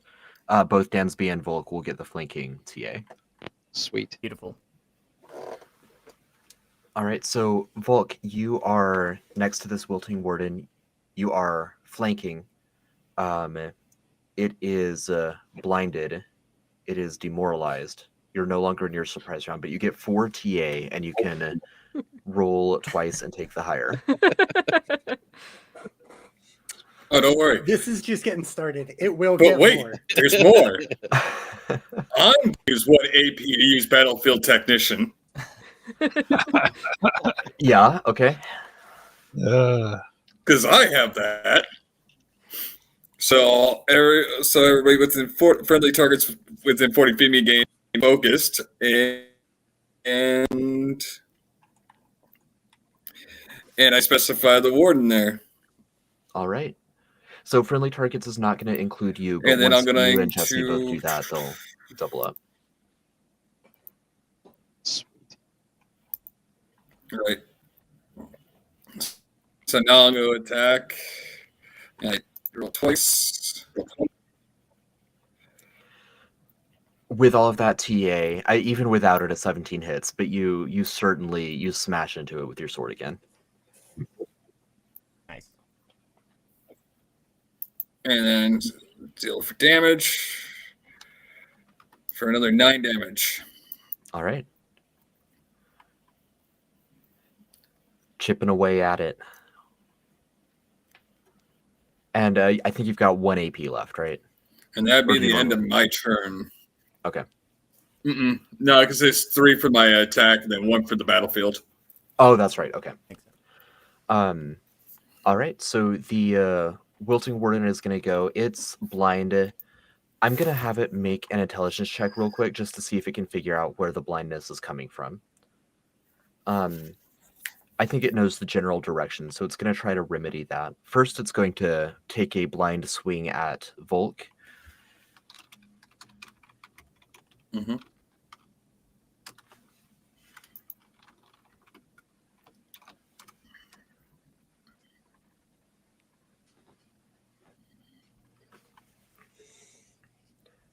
Ooh, that might hit. How is a let's see, it's got 1 TD from being blind.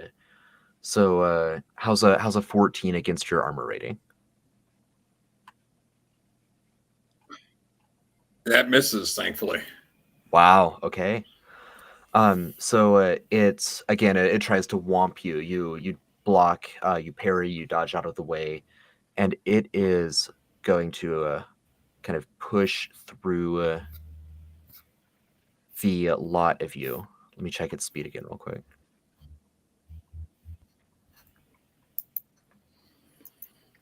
And how does exploit work? Exploit, if you have the additional AP to make a melee attack against something as it's leaving your the area that you threaten, then you can spend that AP reactively. If you have a way to exploit without spending AP, then by all means. All right, so I know I got the scrappy from the human that gives me exploit. Okay. That So yeah, but you'll need to have lets the me attack AP or not? remaining. Yeah. Okay, yeah. All right. So that's what I didn't know. All right. It made its attack. It moved. That is all this creature gets to do. So we'll head back to Quinton, followed by Dansby. All right. Let's see. We're gonna move. Spend 1 AP to move up, and then we're gonna look around at everyone scattered about, not quite sure what to do. So we're gonna hold on to the rest of our 3 AP. Okay. Well, You actually, can only right now. Right. We're gonna we you know what, we'll move closer to. So fine point here. You could hang on to 3 if you had like reactive actions you wanted to use and stuff, but only 2 of those 3 would roll over onto your next turn at the start of your turn. Right. We are just gonna move one more time over here. Okay. Not quite sure what this thing is doing, so Right. and we're gonna hold on to the 2 AP. Perfect. And Dansby, back to you. All right, we're gonna go ahead and try this. Hey, I'm talking to you, pal. And I will. Dansby will walk up, and unfortunately have to spend 1 AP to do that. But then just go ahead with that 2-piece and a biscuit and try and hit him. Unfortunately, not enough TA in the world could save me from that 8. But early this one hits. No, okay, I don't think that'll do it either, huh? Let's count up your TA. It's demoralized. I And- think that's it. It's not blinded Battlefield anymore. Tactician. Battlefield Well- Tactician. But it's no longer within 5 feet, right, of Volk? Oh, It, that I just think has it to be when persists he for tags 10 it. minutes after Okay. you use it. So a 13? 2. 13 is not quite going to do it. You make some contact, but it appears that the brass knuckles just kind of bounce off of the bark. All right. I'm busting off the rust, everybody. Trust me, I got this. All And right. that's it. That's all I got. I got this. And Ari's just gonna spend 1 AP to run up, and she's gonna take her scythe out. But this one's not a mini scythe; it's like a full big scythe, so it's probably like 2.5 times her length, if not more. And she's just gonna take a big old slice across this. I've been waiting. That's so close to a nat 20. That's gonna be a 18 because she's got flanking now too. 18 hits. For 7 damage. Nice.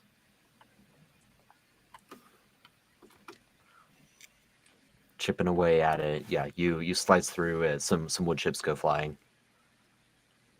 And it stares down at you, thinking shit. that you might be the one that was blinding it. Ruh-roh. That is her turn. All right, speaking of the one who was blinding it. All right. So third verse will not be the same as the second and first. Okay. I'm going to upcast minor augmentation so that everyone in my party will get a +2 to all D20 rolls. That is going to use all of my SP currently. Okay. And then I am going to continue attempting to demoralize it. Okay.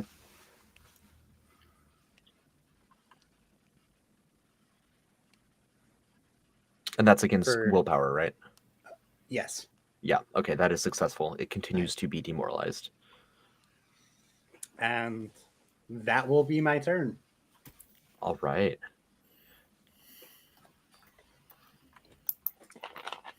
That brings us back to Alan. So from the minor augmentation, your shaken condition is basically washed right now. Sweet. Let's see. That would be right next to it, right? Yes. So I'm going to spend 1 AP to move up here. Then I'll spend 1 AP to Battlefield Tactician. Say, let's get this thing, and then I'm going to swing at it again. So how many TA do I have at this point? 1 Flanking. for flanking. Battlefield One- tactician from Volk. Okay. Demoralized. Okay, so 3. Well, and the +2, right? From Well, that's washing was out all- his shaking. Yeah. Right. oh, that watched it. Okay. 16. 16. What kind of attack? You're attacking with the tree branch, right? Yes. Okay. Yes, that does connect. Sweet. Kind of buckle it at the knee. For 4 damage. All right. And that's my turn. Perfect. We are back to Volk. All right, Volk's gonna move right up next to it and start swinging. Okay. It does 70 plus. I think you're at +5. I'm hitting over 20s. Yeah, so 22 to hit Yes. and 8 more damage to him. Nice. Nice.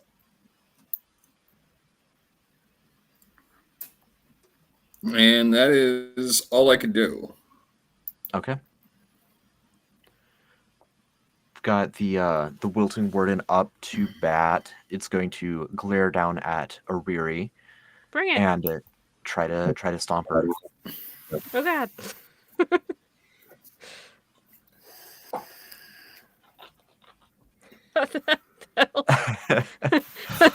How's an 18? No, no. Oh, okay. Well, God damn it, Dansby.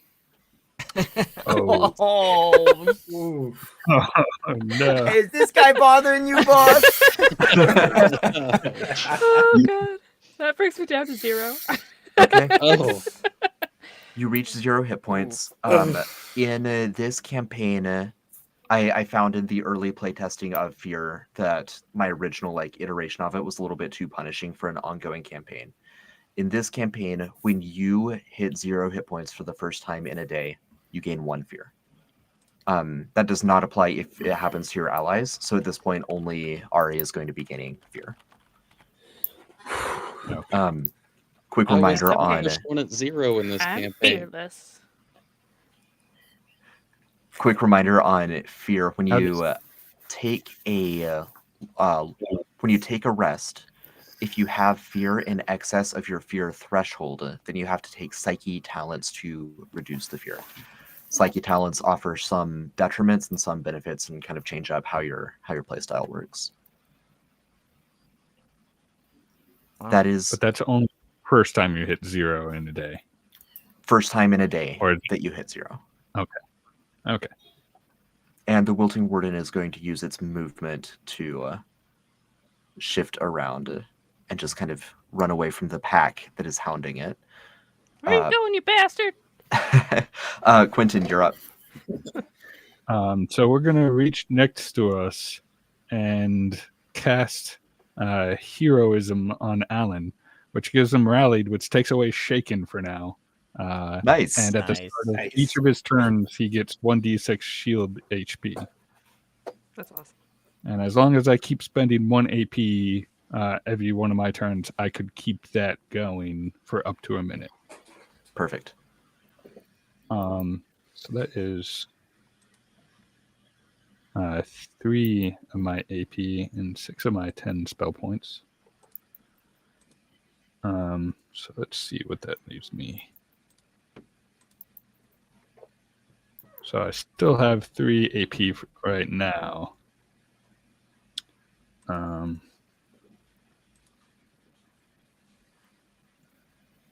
So let's see if we can make it over to.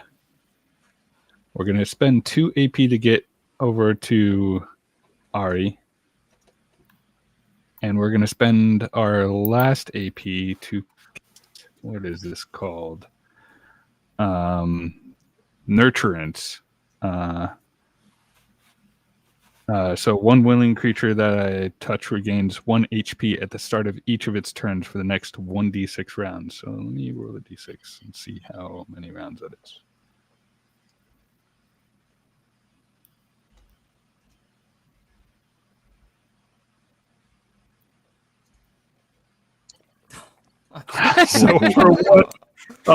So for one round, she gets 1 AP. That's all I need.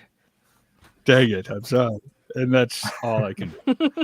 All right. Back to Dansby, followed by Ari. Just pat on it. Yeah. Dansby will call out to Melazog. Hey, heads up! I think he's coming for you, and will vigor to kind of give a heads up and give 1d4 shield HP. So 2 shield HP over to Melazog. Okay. And then Dansby will run up after this thing, and it's less of a run, and it's more of like the I don't even know what era this is from, but it's more of like the walking forward and like snapping, you know what I'm talking about? As like Angsty as if- Tobey Maguire. Yes, exactly. Yes, he's like angsty to Spider-Man 3 Tobey Maguire. And then is gonna try and punch the Wilting Warden one more time, and I promise this one's gonna hit. Has flanking. Ooh. Nice. Let's go! Oh my Let's god, go. Mom, we did it! Okay. Thank goodness. I knew you could do it, little buddy. Yes, I told you guys I was just busting the rust. And that is gonna be nice. Maximum damage. So 9 total damage there. Very nice. Nice. Okay. Needed that. And that's the end of my turn.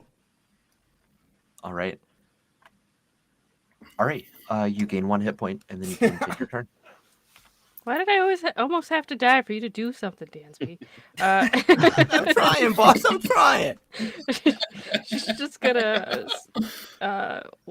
use her war scythe again. She does not give a shit. I don't know how much TA I have. That's a 15 without any TAs. Oh yeah, 15 without TA, 1 from flanking, 2 from various battlefield tacticians. That is going to be enough. They're my demoralized is the other one. And then 2 more for minor augmentation. That's Yep. right. So I think we're at 7. That's 6 damage. All right. It's getting there. It is bloodied or sappy. Sappy. The ghost is almost out. All right. It's getting a little misty too, you know. It's just kind of sappy. Right. It's been so demoralized and sad. Yeah. She'll hold over her last AP. Standing Okay. strong. Melizog, it's your turn, and it has finally lumbered up to you. Yes, this is not... So 1 AP to keep up minor augmentation for everyone. Okay. I burned all my spell points. Oh, wow. I'll be all right. I guess I'm just going to try and blind him again. So Okay. it's this plus 5. Yes. That's logic. Yes. That's a crazy amount of TA. As again, everyone just sees Melizog's eyes just gray over, and then this thing's eyes do the same. And then Melizog's stop graying over, but his stay. But that'll be my entire turn. All right. Alan, we're back to you. All right. I'm gonna. This thing keeps running away from me every time I move, so I'm gonna just throw the mace at it, using Okay. improvised thrown instead of bludgeon. Hit it with its own arm. And Stop hitting yourself. Stop hitting yourself. I There's think enough that TA hits. on that. Yes. Yes. So that'll be 8 damage. Wow. Nice. Very nice. And Oh, that's nice damage. then I'm gonna try to restrain it. I'm gonna go ahead and pull out the rope and throw a lasso around it and say, "Quit! You're running away from me." Let's see. That would be like a what is that? +5, so 17. No, is it +5? I think it's It's, plus 6 for him. It's more. I Yeah, took away plus- your yeah, I shipping. think so. So 18. Okay, so Um, it is now restrained in addition to everything else. Okay. Oh, and you know what? It's blinded, so it's actually 19. And you could roll twice, but the lasso doesn't do anything extra on a crit. So, like, yes, No. it's restrained. And that's my turn. All right. That'll bring us back to Volk.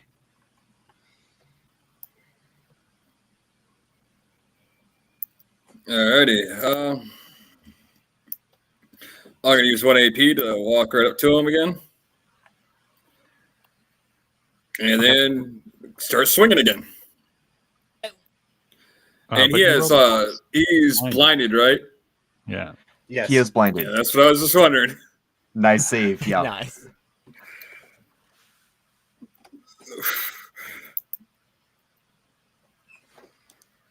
For 9 more. All right. He's hurting bad.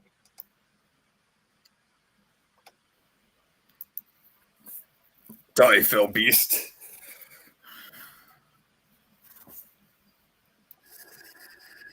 All right. I just checked the grappling rules, just so you know, Alan. Its speed is halved now, and it drags you with it wherever it goes. That's what I was hoping for. Okay. I do Hey, not you believe thought the this will horse be to a good ride? mount. It's kind of like riding a horse. It's we're back to the Wilting Warden. It's gonna. I think it's figured out where the blinding is coming from at this point. So it's got the all of the penalties, but it's gonna try to slam Melizog here.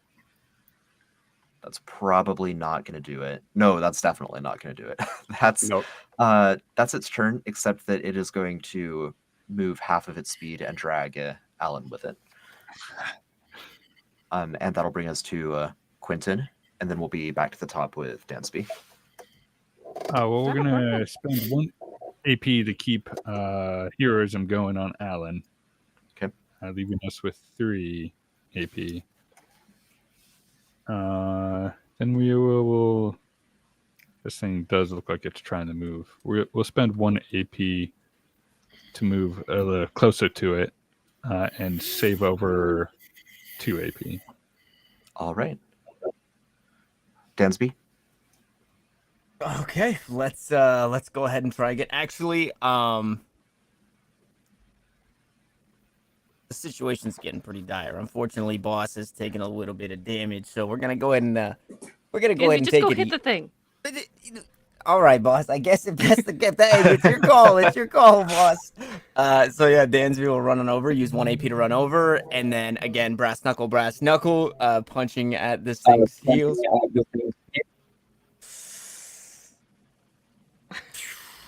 It is blinded. Yeah, it's blinded, so roll twice. You're also up to 6 TA right now. Okay. Is it still blinded? I thought it ended at the end of its turn. Oh, no, it was Oh, not. you're right. You're right. Yeah. So It's not my turn. It's its turn. Mm-hmm. that's right. And you also get to roll 2d20 and take the higher for restrained as well. Oh, very cool. Oh, Okay, so either way, nice. so that would be I guess a 21. Yes, that hits. Shockingly. Beautiful. So 3 damage. Now, here's the fun thing. You punch it for 3 damage. It's got damage reduction 3. So that actually doesn't hurt it. Yeah, boss, I got him, boss. Yeah, you like it's like a fist bump. And you realize like that's why it's been taking so long to kind of wear this thing down, is because aside from certain types of damage, what you have all been dealing to it is less effective against it. So it's been able to absorb more than it otherwise would have. Okay, unfortunate. Okay, so I'm not actually gonna use my second attack because I think I've done enough here. I will roll over 1 AP, but I would like to immediately use setup to give that AP to Ari. Okay. Perfect. Nice. Ari, it's your turn. You've got an extra AP. All right. Ari's gonna drop her scythe and use her bow again and take 3 shots because that brings her up to 6 AP because she carried Nice. one over. Okay. So 1, 2, 3. It got progressively worse. Is restrained get only give the restrained. 2d20 your melee? That's what I'm checking right now. It just says when attacking a restrained creature, roll 2d20 and use the higher. Yep. So Okay. the 20 and 6 are for your first attack. The 2 is for your second attack. So then a 2 and a 12.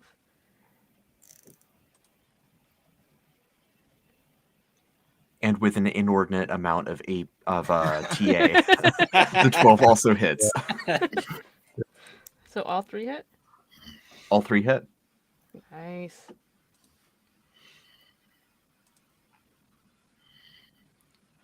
So that is 10 damage. Yes, except it has damage reduction 3. So it Right, takes so 1 it's 7 damage, then 1 damage, then 0 damage. Oh, Zero. 1 damage. Fuck. How heartbreaking. Well, it's a pincushion. We'll get there. Yeah. It looks like a porcupine now. I could have sworn I hit it better than that.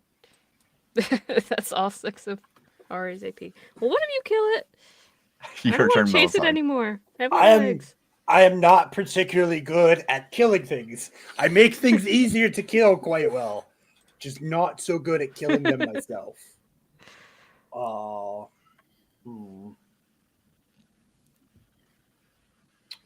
So 1 TA or 1 AP to keep up minor augmentation because that's doing some work. And then I'm actually going to cast Eldritch Orb. Okay.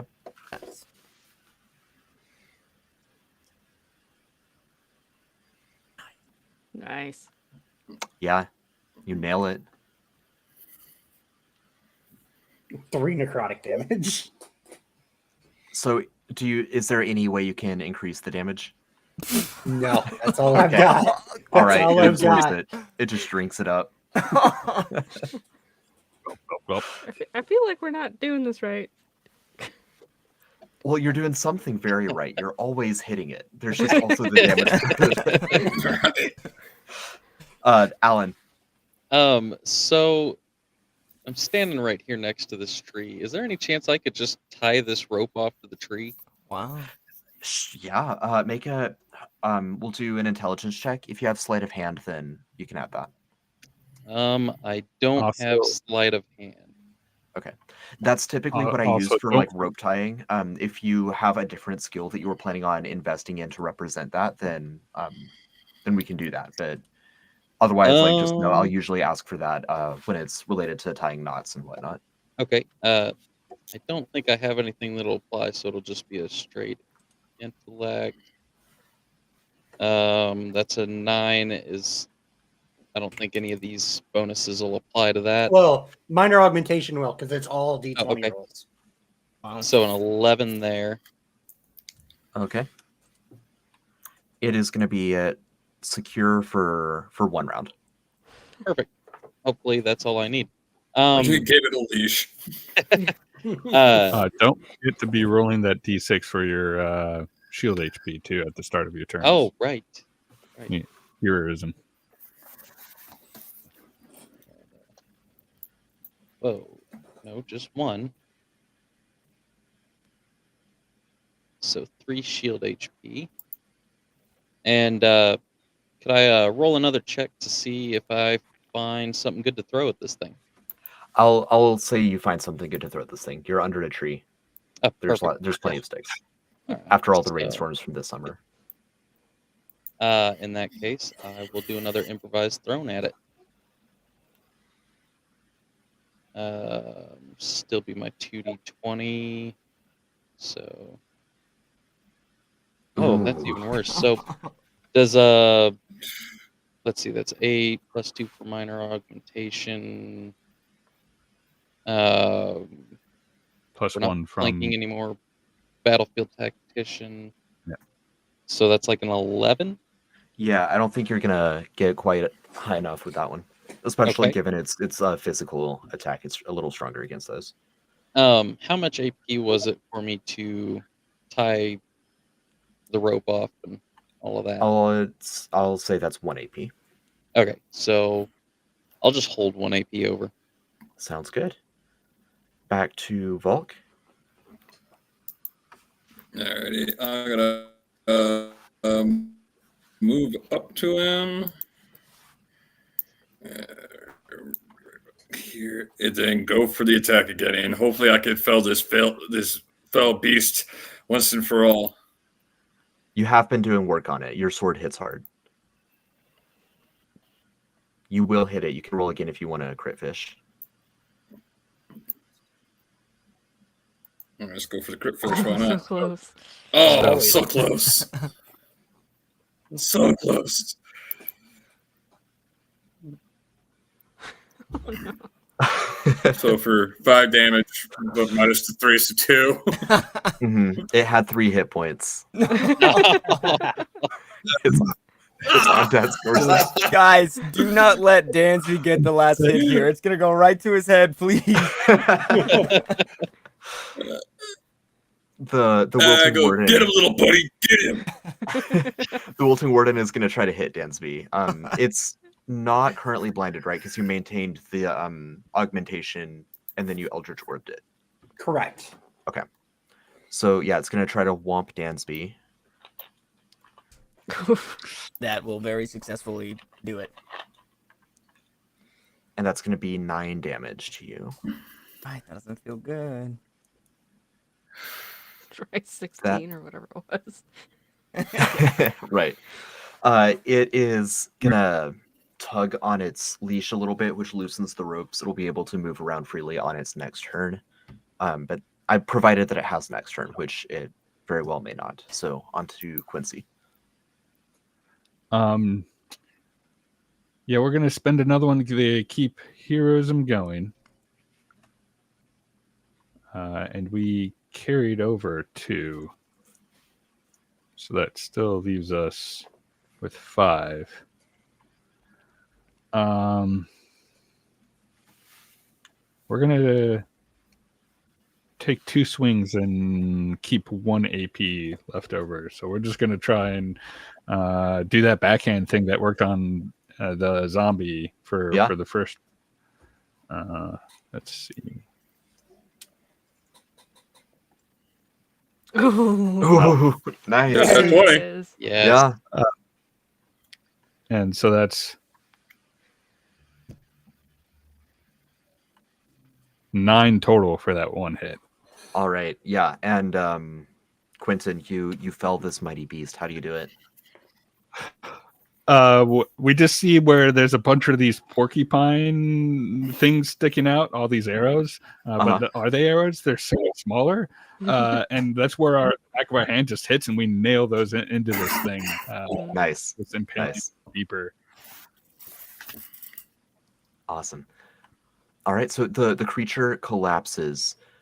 You are able to push your way through the foliage a little bit more, and you see the ruins on some like craggy hills ahead of you. So you've reached kind of the halfway point of your journey.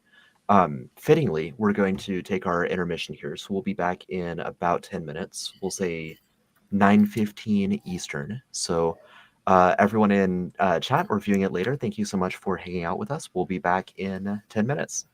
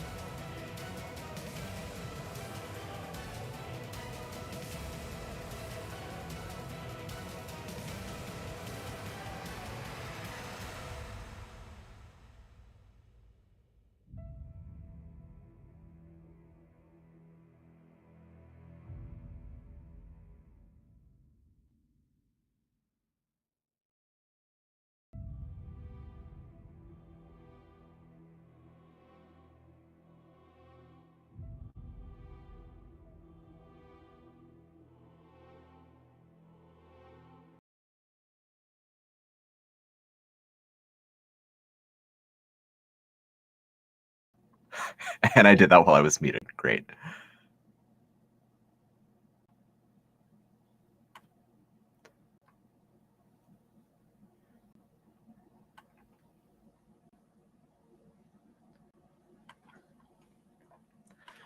Welcome back, everyone. Just go through and make sure everyone is unmuted. Red one, checking in.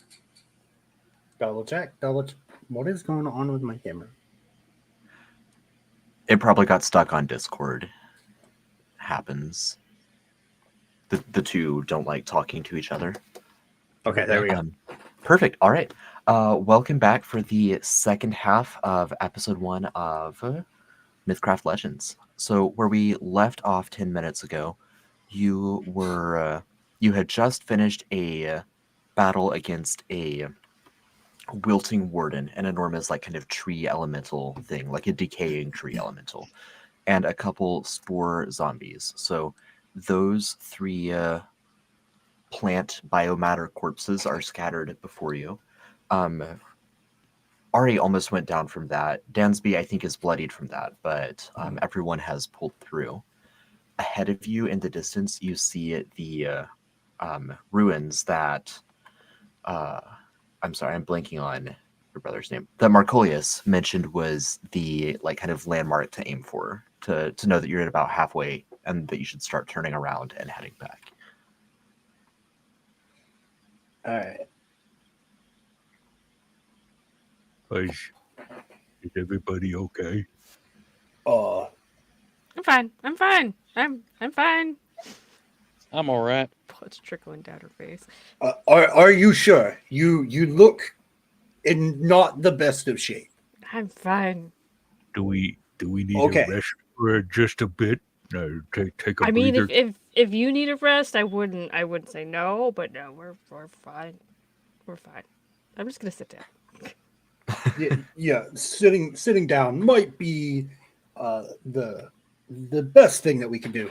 And you see he grabs out that notebook that he had been writing in with the foxes and everything else.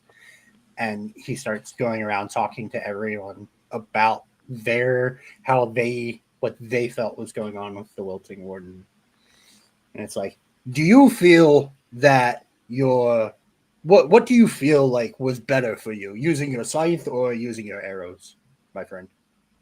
I hope I can call you my friend. Yeah, sure. I always like my scythe better, but like, sometimes just like that thing had a really big stride and I just didn't want to keep chasing it. So like with the arrows, but I always prefer the scythe. And she'll just like ramble on about basically saying the same thing 8 different ways. Oh, he will write each of them down. I don't mean to cut you off, but you were saying something about a ghost or a spirit. Did you set it free? Is it okay now? I don't actually know. My partner who's back at the tavern, he's the expert. I just kind of help. I'm sure it's set free. Yeah, let's We say definitely yes. set something free. Yeah, I think I heard it say, I'm free when it went down. I'm pretty sure my boss is right. Oh yeah, okay, thanks Dansby. So yeah, definitely went free. If it said so. Oh, it spoke to you as you can talk to tree things. That's nice. I mean, we can all talk to trees. Can you not talk to a tree? Just walk up and talk to it. You might not hear anything back, but we can all talk. Oh, yes, but I've done it many times and never have it heard it talk back. But he said it talked to him. Tree ghosts are famously trustworthy. I mean, I don't Who said reckon I've that? seen one get up and walk around either, but that's a new one on me. I told you these things ain't fun. As we've seen, we had one almost go down, and she got hurt pretty bad. So, told her they weren't fun. I'm fine. I'm fine. We're resting for you, not me. No. If you're wondering, Marozag, the back of the hand seems to work really well. We will be writing down the back of the hand seems to work very well. In all of my time trying to research different monsters and such, has this particular instance of a creature been documented before, and have I run across that yet? So, what is your background and profession? My background is noble title, and my profession is archivist. Okay, so yes, you wilting wardens have been documented, and you have come across them in your studies. Okay. Still putting it into Melazog's own manuscript, but Yeah. The same just would be true of for spore zombies. They're not as common as like normal zombies, which themselves are not terribly common. But zombies that seem to be reanimated from plants or fungus of some kind, you would have read of those. Okay.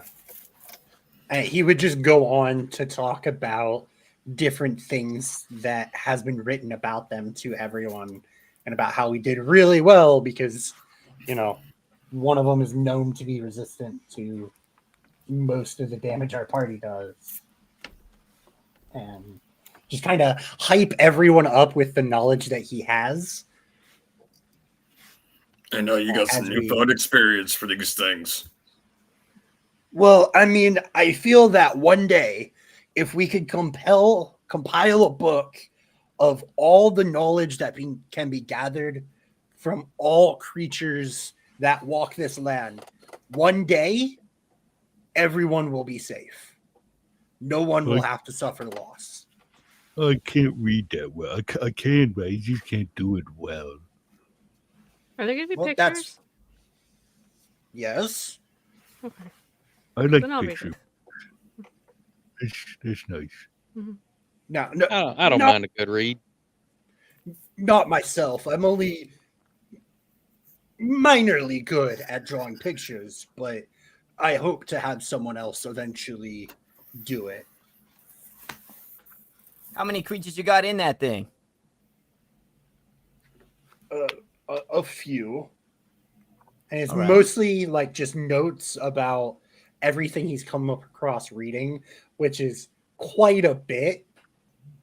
So like there's quite a few in here, but it's not very well stacked. This is just like a field notebook. It is not a bestiary in itself yet. So it's about 3 p.m. There's a bit of a kind of cloudy front moving in, potentially rainy. It doesn't look terribly like thunderstormy though at present. Can I ask what kind of rest we're taking? I we assumed a recoup. Yeah. Okay. And while we're doing this, Quinton's gonna go closer to Ari. Well, you sure you're okay? You've got a little dribbly blood. Ari's just laying like flat out on her back, just staring up at the clouds. Yeah. She's like, Ooh, that I might be cloud kind of looks like a tree. Oh, The cloud tries to smite you. It has resist 3 on all damage. Alan's Quinton's gonna take a look at the 2 zombies, see if they got any kind of clues on them or anything like that, or even any gear, just whatever they got on them. I roll a scavenging. Sure, yes.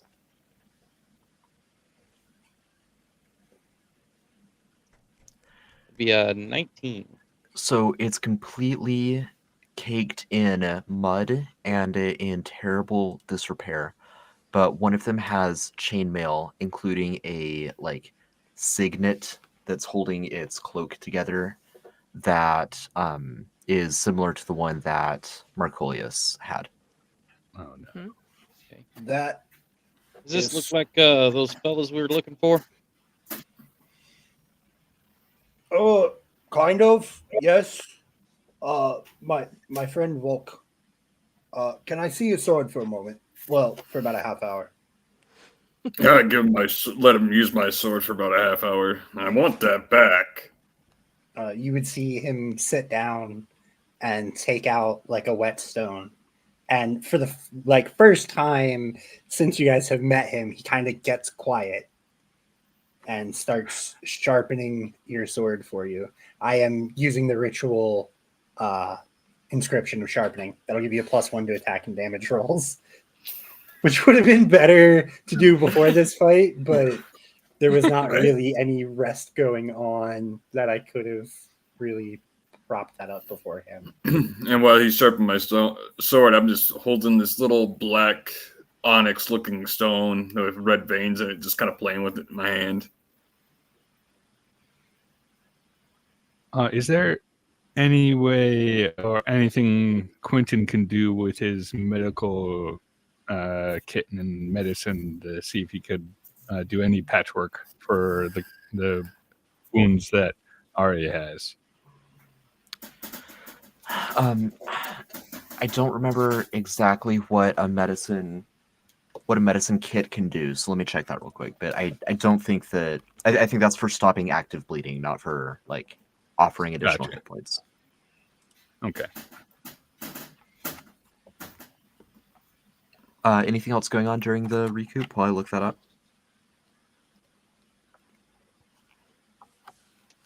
I don't think so. Just recouping, boss. Guys, I don't hear Melazog and I can't turn my head. Is he dead? No, he's good. He's just not talking right now. He's focusing. I wasn't aware that was Yeah, possible. you guys shining as the trees now. You have a medical kit, Quinton? Yes. Okay, so that comes with a healing vial, which is 1d4 hit points. So if you want to use that now, you can. Okay. Since we are taking the rest, can I mechanically say I give it to Ari after that health comes through? Totally fine. And what is that? Is that a D4? Yes, yeah. For the healing vial, it's a D4. For the recoup, it's a quarter of your health. Not in excess of the threshold that would make you not bloodied. I think this is how you use it. He spills a lot of it. Like gets a little Just pours it at her face. She's just laying there. Oh, it gets a little in the mouth. Yeah, yes, there you go. I think that helps. Yeah. I think I feel Perfect. slightly better. Upon concluding the recoup, Ari feels slightly better. Volk has a sharper sword. At this point, what would you all like to do? All right. So this is, I believe, my brother had told us to go west once we got to this point to eventually start making our way back. Does anyone have any detriment to that? What about those rune things? Yeah, I thought there were some ruins over there. I kind of see something through the trees. I mean, we could go investigate. We don't have to listen to him. That might be where these fellers are. I mean, I found this insignia on this guy here, so I wonder if the rest of them are over here. I don't want to listen to your brother. Neither do I. That's kind of why I left home. Mostly because he's an asshole. Help people. Oh, he's not. Find these people. I mean, he definitely wants to help people, but he's very much one of those kinds of people that like to help people to help themselves. I'm not sure if that makes a lot of sense.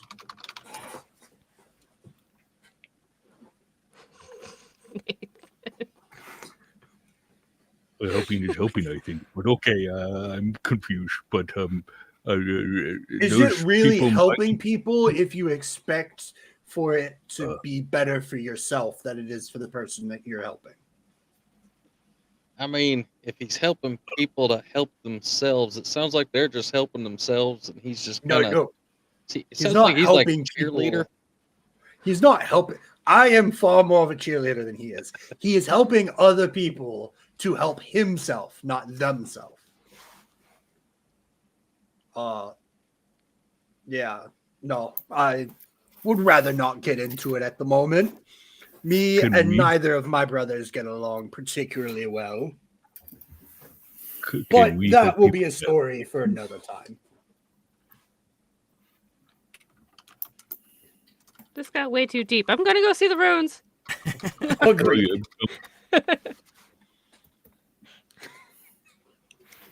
So Ari's Ari just is gonna start running towards the runes. setting off to see the roots. Okay, perfect.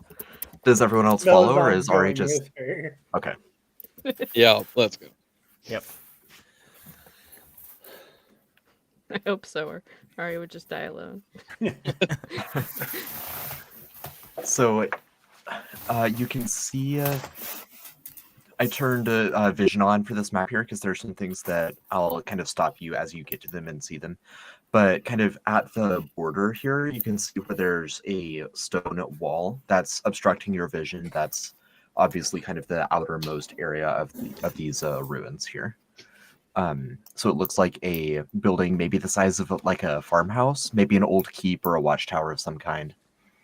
The forest was once completely like cleared away to make room for it, and it has since kind of encroached back on it. So there's ivy growing up the side of the walls, and the roots are getting into the like cracks between the stones and all of that. All right. I'm not normally one to recommend this, but do we have anyone that is particularly skilled in not being seen? Perhaps they can look around the wall, or at least go to the edges and take a look. I mean, I Why are wouldn't say we I'm trying to particularly sneak good. around? I'm about average at it. I am in the same boat at being a slightly worse than average at it. Yeah, I'm not very good at sneaking. I mean, I'm slightly better, but I'm also loud. Where are we sneaking to?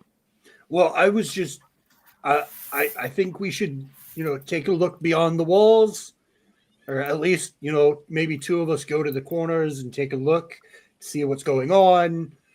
Okay. I'm quite fearful for what we may encounter. She's going.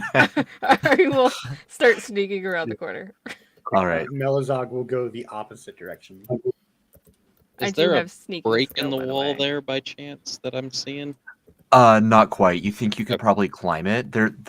Whatever rooftop used to be here is long gone. That looks like a particularly climbable area due to the kind of rough, indents in the wall. I'll take a look at it. Give that a shot. All right. Sure. So, Alan, go ahead and give me a strength check to climb up. Would you take athletics or applied Certainly. force?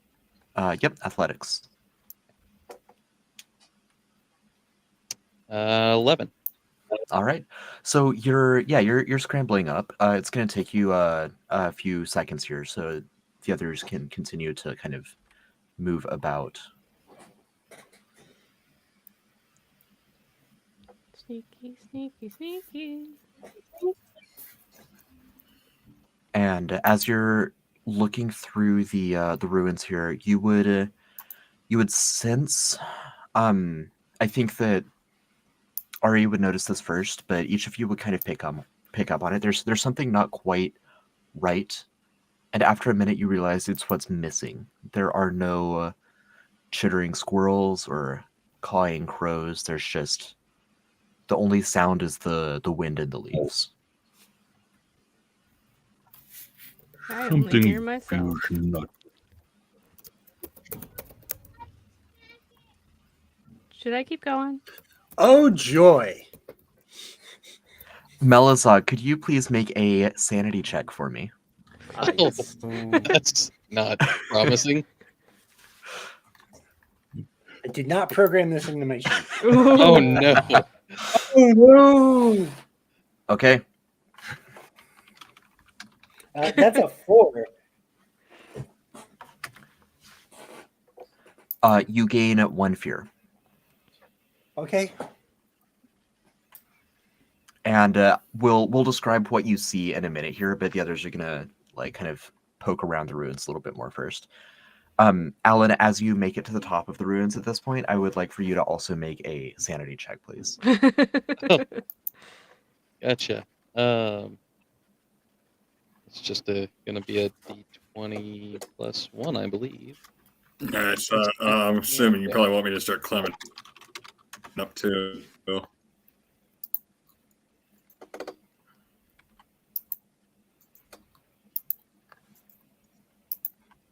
Oh no. All these twos. That's a 3. All right. Alan also gains 1 fear as he beholds. Jesse, I'm gonna drag your token over real quick so you can see the same thing that Melizog does. Build up the suspense a little bit before I reveal this to the viewers. Okay.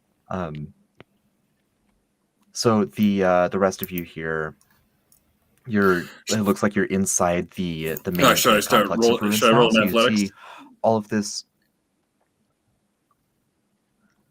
Sorry, where are you, Volk? I'm still in the same spot. I haven't moved yet.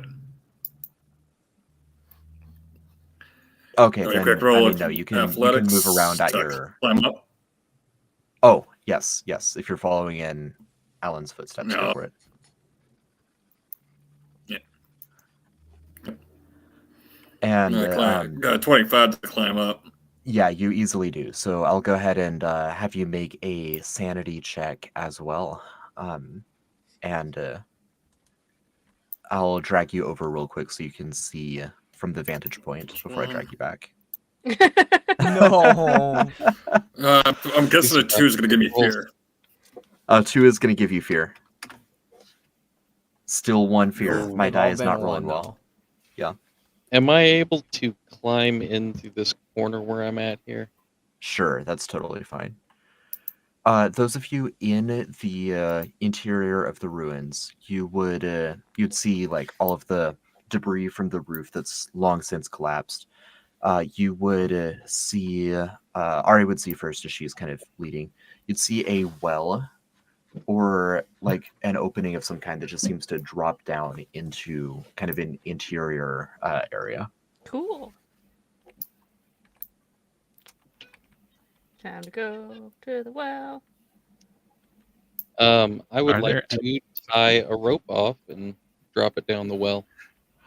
Yes, before you do though, Melizog, Were you they probably here have Melizog is not here, but Melizog would have seen the horror and would be able to like verbally react or anything if you want to communicate to those who haven't seen. Guys, I think I found them. I don't like what I see. Guys. We hear him from inside. Yes, yeah, there's no rooftop, so it's easy to hear. And Found he a is well. proud.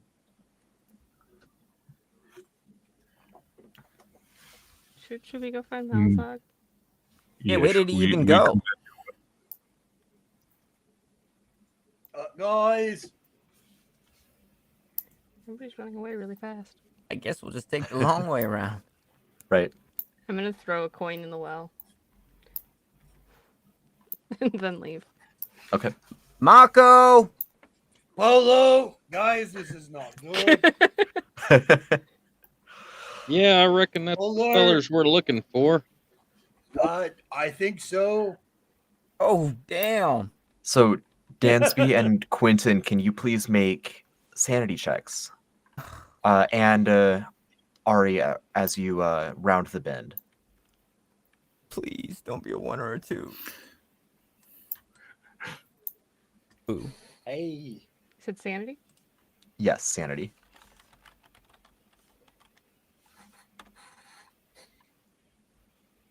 Wow. Okay, Dansby. you One not say- fear. Oh, one fear. Oh my. I'm gonna get And Do we Ari? add our I don't know. sanity to this one roll? fear. Yes, add your sanity to this roll. Wow, thank Nice. God. It's And a good roll. Quinton is just unfazed. Why does it say I'm Alan now? What's going on here? I am not sure.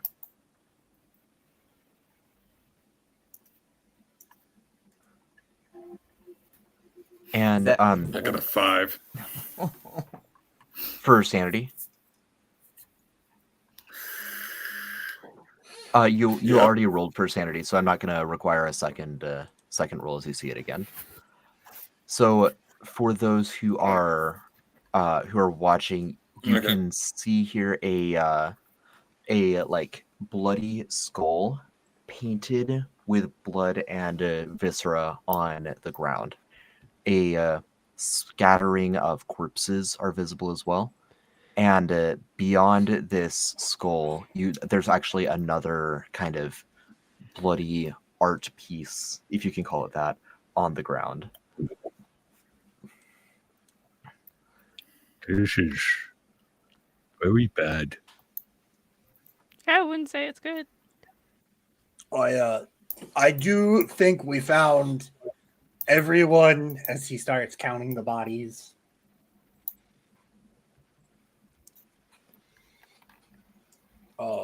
Everyone and then some, actually, if you count them all up.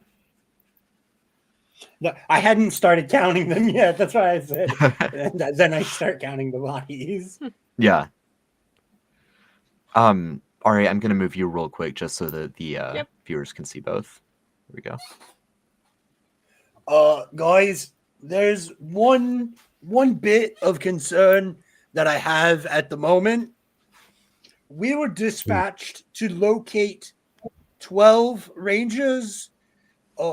With a quick count, that's 16. 18 if you count them 2 fellers earlier. Well, then we're still Well, looking I for don't 12 know if- rangers because this is too many. Yeah. As we're looking at them, are they all in ranger garb, or There are 10 of them in ranger garb. okay? Coincidences. Well, we also fought those 2 zombie things that also had ranger garb. Now, far be it from me to be disrespectful of certain interactions, but if 2 of them turned into zombies, I believe it might be possible for the rest of them to. Is anyone here capable with fire? I mean, I like fire. I got some torches. I could light a fire. I got some tinderbox and some torches. We found a well. We could throw them down the well. Do we really want to throw them down the well, or Well, it looked would we like there rather might pile be them up looked inside like the there building? might be something down that well to me. Do we really want to investigate the well? Yes. Oh, okay. Might be a Then we good probably idea. There might be something down there that. Then we probably shouldn't pile the bodies into the well. Should probably pile them up and maybe give them a quick flaming funeral if anyone has no arguments. Sounds like a plan to me. I'd hate to fight these fellers again. Do we think anybody's gonna Right. get mad if we come back and we say, "Yeah, we found them, but we lit them on fire"? Just blame it on the Shavas. We'll take responsibility. We should see Well, I if they've got figured that we- anything yeah. useful on them before we do that. Investigate them and I know who they are. think that's a skull. Somebody painted a skull in the grass. Yeah, if you want to make intelligence checks, I will Oof. kind of discuss the patterning there. History or religion would be really applicable I here. can roll. Okay, just so I because do think it would have be funny. history. Yeah, Quinn, I think that skull likes you. Look, it's blushing. What kind of is? I actually got a 15 with a -2 intelligence.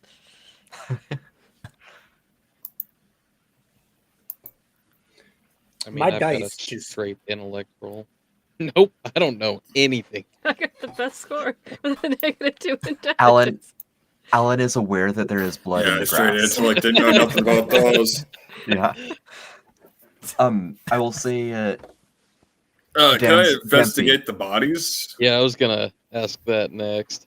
Yeah, we will. I'll have you investigate the bodies before you burn them all. Okay. But Dansby, when you mentioned that the skull is blushing, if you look at it a little bit more closely, this is not reflected through my lack of like fine art skills, but it's actually 3 pairs of eyes in the skull. 2 small eyes on either side of the nose, and then 2 larger eyes above it. Okay. And I take it that's what the intellect check was for understanding what that was. Yeah, so Dansby and Ari figured that out about the skeleton that has the 3 crossed bones under it. The other one appears to be, I mean, it looks like the Tree of Life, but the Tree of Life is the sacred symbol of the goddess Tovere, the head of the Celestial Council, who is certainly not about murdering people and spreading their blood and viscera on the grass. She's much the opposite. She's about like planting seeds and growing things and salvation and redemption and goodness and things of that nature. I think Ari and Dansby are arguing over whether it's blushing or a third pair of eyes. Perfect. Volk, I'll have you go ahead and make an awareness check for the for looting the bodies. And Alan, you can do the same. Would you Yeah, accept would luck investigating scavenging? be an applicable skill for this? Yes. Would you accept a luck scavenging for that? I would. Yes. Sweet. Would you accept an investigating skill? Yes. 17 for me. Nice. How about investigating? Yeah. I will accept investigating. All right. Cool.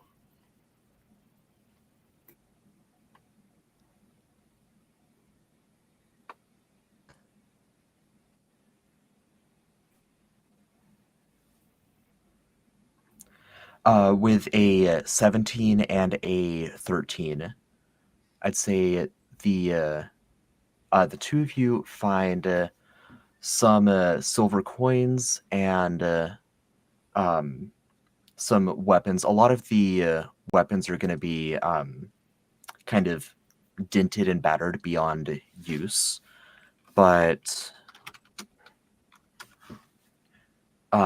there's one short sword that looks like perfectly usable.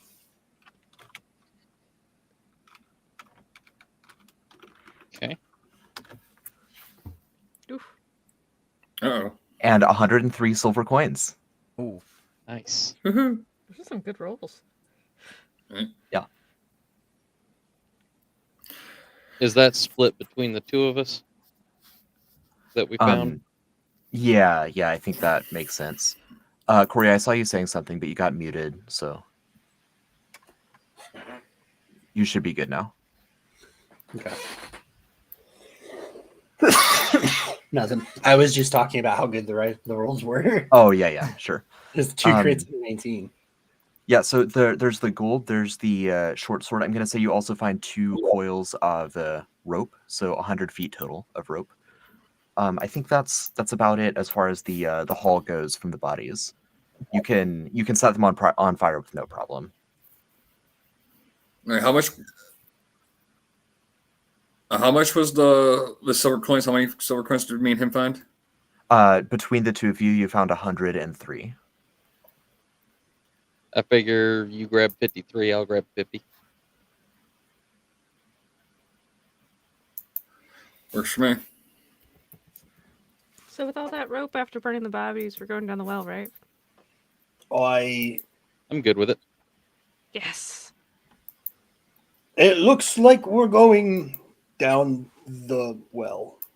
I'll take that as Is a yes everybody from gonna you fit as down the well. well? I don't know. That's why we're gonna go down. All right. Well, will you? I'm also gonna light an extra, so I'll use the torch up to burn the bodies, and then I'm gonna light a torch up and just drop it down the well, so that we can kind of see down there. Okay. Um, The torch clatters on a hard surface about 40 feet down, illuminating a single silver coin, and illuminating the end of the strand of rope that you tied earlier. Based on the shadows and the lighting, it looks as though there is some kind of cavern network that expands out beyond this area. Nathan, just for as we progress into this, I have dark vision. Just giving Okay. you the heads up. Yeah, 60 guys, feet. there's some kind of cave network No, down not there, quite that much. and I'll just go ahead and climb down the well, or down the rope. Oh, probably 30 feet, right, Andy? Yeah, I'm just Okay. my sheet got moved. 30 feet. Yep. All right. So everyone is climbing down the well. That seems Yes. like a consensus. Okay. Everyone that I'd can like fit. to. Before we go down, Quinton is going to cast, I think it's Twinkling Lights. Let me double check. Yeah, he's going to cast Twinkling Lights to give us some more light other than just the single torch. Nice. Perfect. Yeah, I'll also pick up that one silver coin at the bottom. Hey, that And was my mine. So as we head down the well, I'd like to establish a marching order. Ari's gonna run off. Quinton is, yeah, Quinton's trying to stay ahead of the bulk of the group. But if some little one scurries off, he's not going to try and stay ahead of that. Dansby will try to keep up. However, Dansby does not have dark vision, so Dansby is Yeah, Alan's Okay. just gonna kind of mosey along. Yeah, with Volk the don't have group. dark vision either, so He's not in any hurry. He's just gonna mosey along with Okay. the group. Melazog will bring sounds- up the rear. Perfect. So we've got Ari, Dansby, Quinton, Volk, Alan, Melazog. Sounds like the order to me. Yeah. Mhm. Okay, I'm gonna arrange you all up here just for my frame of reference.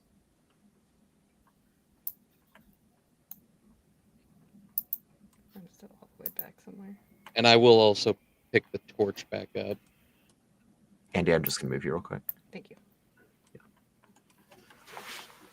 Okay, sorry, who's picking the torch up? Alan is? Alan, yeah. Got it. So Alan's got a torch. Quinton has the glimmer chant, is that right?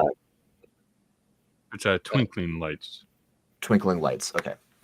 And Ari is off in the front with dark vision.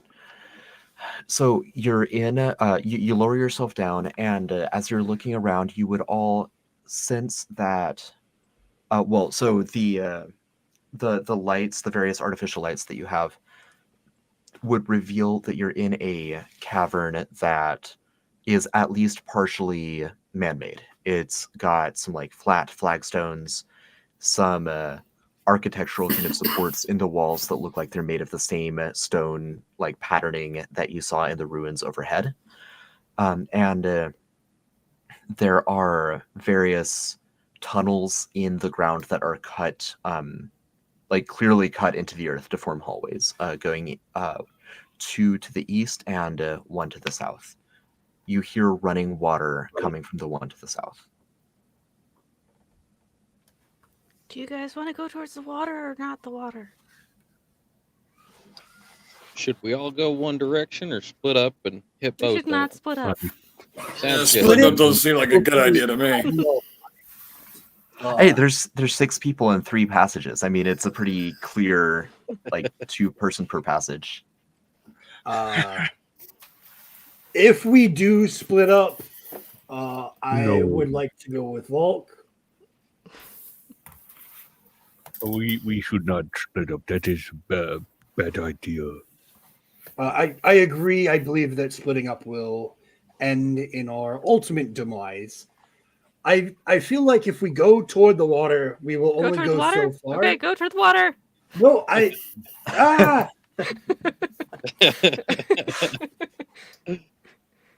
guess we're going toward All the right, water. towards the water it is.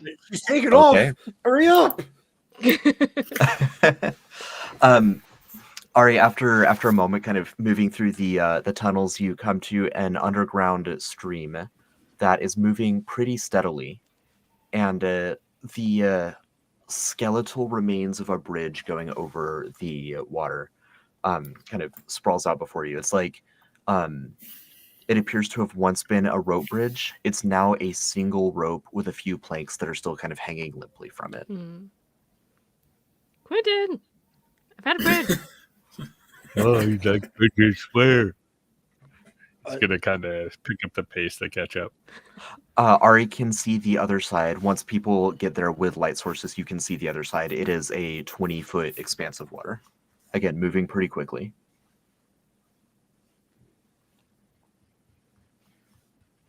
Okay, Yeah, I'm gonna that- go over there. This, Is This there hasn't been anything I original. could attempt to sling a rope across and give us a second rope for that bridge?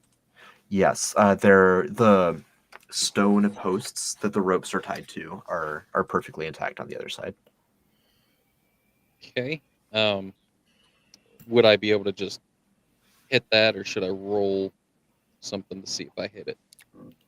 You know, I mean, given the way your lasso works, you can just hold on to one end and reel it in if you miss. So, and there's Okay. not going to be any penalty for missing, so you can try over and over until you get it. Sure. So you've got the 2 ropes. In theory, you could kind of waddle across, or one hand at a time, scoot your way across. To be more secure, you would need to find some kind of like timber or planking like device to span it. But you've got the framework. Yeah, I think we need the bare necessities for this. I do not have anything that will work for this. Oh, I mean, Could I look I around could get down there? across pretty But- easily. Could I maybe look around down there, see if there's anything that would work, or is this pretty much just a cave? This tunnel that you've gone down appears to just be a cave. It does look like there's something on the other side. There's a tunnel that continues on the other side of this bridge, but you don't see any like driftwood lying around. I rescind my statement. I am not going across that bridge by myself. All right, I- time to I can make backtrack it and across there. find. Well, I mean, I could make it across too, but Let's go see what was just going don't- on to the west. All right, I think that My what point- we're looking for is not going down that way. Or if they did, they made sure it was very hard to follow them. which is why we have to go. Let's go find some wood. All right, back to the Backtracking other in- tunnel. To So the there were other 2 tunnel. headed east. Yep. Do you want to go on like the northeast or the southeast? Whatever I the mean, first I- right turn is. North is always better than south. Okay, north. North tunnel. Okay, all right. And I'm going to maintain the same marching order until any of you tell me otherwise. So Ari is kind of scouting ahead in the dark. This appears to be a much more intentionally made tunnel as opposed to kind of a natural thing. It cuts straight, has some right angles, and then you appear to be in some kind of storage room. There are some large rats that appear harmless. Actually, they may not appear harmless to Ari, given your size, but they're not aggressive. They keep their distance from you. And there are some boxes made of rotting wood. Not sure how stable it would be, but it is wood. The whatever the contents were, it's indiscernible now. It's like decayed textiles, maybe just kind of scraps of fabric. Guys, Can just I put the see boxes. how useful this would be? I like grabbing it. Just does it fall apart to the touch? I feel like if anybody would know, Quinton would know how good wood would be Right? for a Like bridge. this is the bridge expert. Yeah. Quinton, do you have any skills pertinent to this, like appraising, engineering, Carpentry. I have engineering and carpentry. carpentry? Yeah, either of those. If you'd like to make a skill check with one of those. All right. We will use, I believe, carpentry.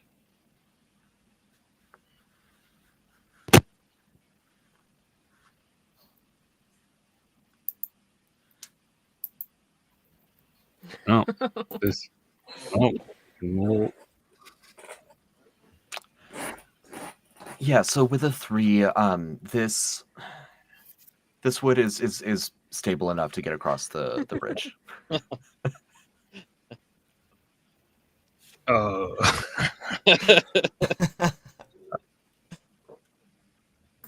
We're gonna start collecting some of this then.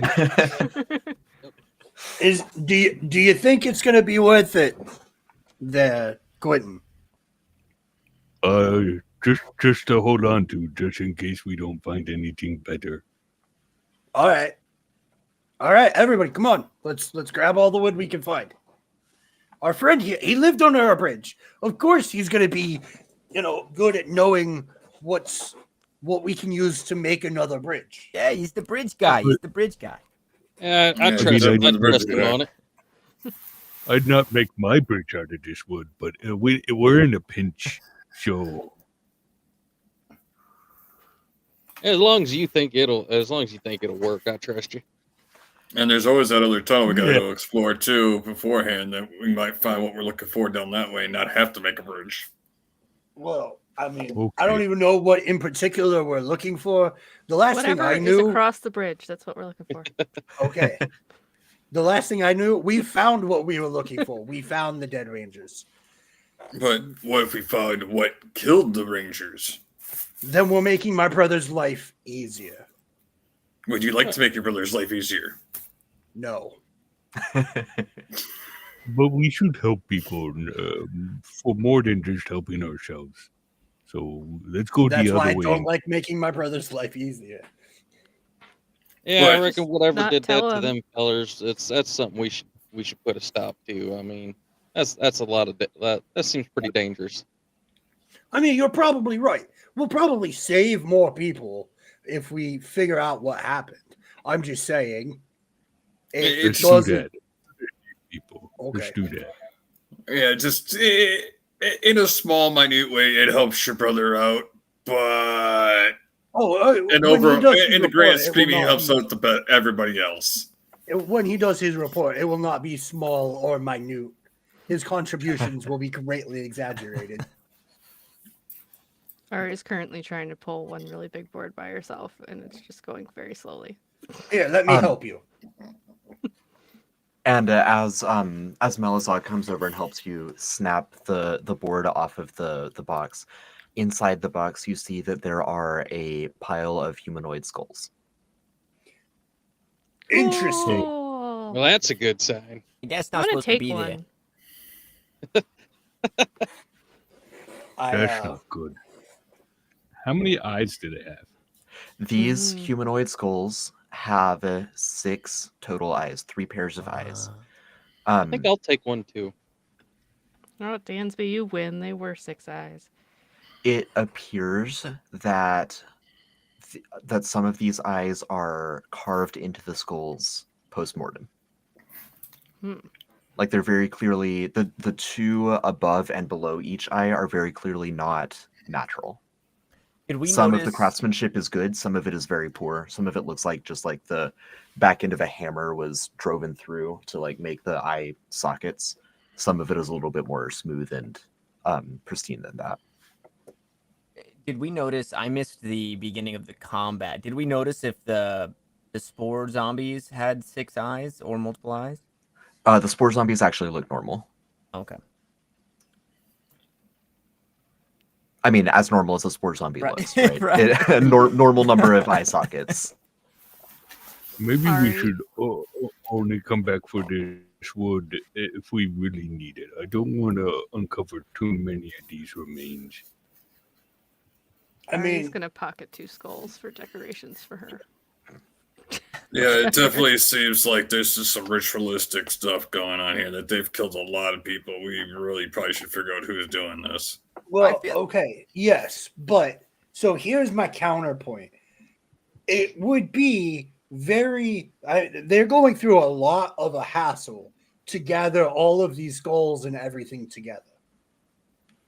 Which means if they're going through this hassle to not only kill all of these people, but also mutilate the skulls, that means these skulls are important. Right. So let's dump all of Question. these skulls into the river. Well, The most of bodies- them. I'm going to take a couple of them with me. The bodies all, up all top, but the ones we take. were they I just mean, missing like, their heads? This is a crate of skulls. Good Y'all question. can keep what you want. Sorry. Nathan, did you hear that? The last I heard was there's a crate of skulls, you can keep what you want, dump the rest on the river. Dan asked if the bodies up top were missing their heads. I'm sorry, no, I missed that. They were not missing their heads. Whatever happened to them, it appears that they, if you're making the correct assumptions, they didn't get to this step in the process yet. I feel like we're getting a lot of signs that tell us to go back and not be here. Right. I still want to dump these skulls into the river, though, because I think this I, would, I like what you're saying there, and I That- think that's a good idea. that It's would at probably a least good idea, just to push hinder through. these things a little bit more. Can I lift this crate of skulls? Yes, you can. It's unwieldy, but I mean, you're a big, bulky trollkin. Like you can do that no problem. We're gonna bring these to the river and dump Alright. them.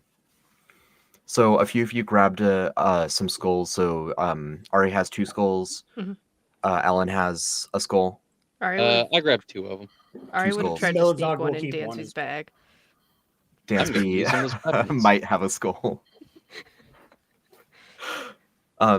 Okay, so Quinton dumps the remaining skulls into the river. They bones float, right? Okay, so yeah, they bob along the water, and as they get swept away, you hear chomping and thrashing coming from the water a little bit downstream. Oh, I do not want to go in that water. Yeah, I think we're getting a lot of signs that are telling us to go back. I mean, or I'm is now the thinking time I'm thinking to we, go? I think we should check out that other cavern first. yeah. I think Okay. we should see what else we got down here, and I think the best way through is forward. Right. The- All right. No, there is a legitimate thing about going back and reporting what we have found Yes, and bringing more people with us next time. it's very legitimate what he said. And actually bringing the supplies that we may need to rebuild this bridge. And the supplies, exactly. No, I'm not saying go across the water. I'm talking there was another cavern outside yeah. of the river cavern, and the one we went into and found these skulls. Yeah, I we said can we just go definitely check investigate that, out. kind of map it out a little bit, then go back.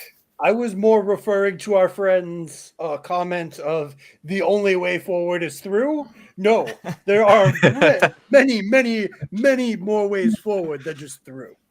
Oh, yeah. If he Well, wants to yeah, go through yeah. the river, I'm not going to stop him. Don't get me wrong. You know, I will that's his decision. you- I support his right to choose. Well, no, being stupid and dying is not a choice. I will attempt to stop anyone from dying. Why don't we just check that other way for now? Okay. So Fine. could I have each of you make an awareness check as we are exploring this last passage? Will you take Um, perceiving? I'll take perceiving. I'll take investigating. If you have dungeoneering, I'll take intelligence dungeoneering. Otherwise, awareness and this one, I will say, without any rules, it's also like much more clear cut, like the other one on the east. It's a 23. It's an 18 for me. 7. 5. Perfect. So,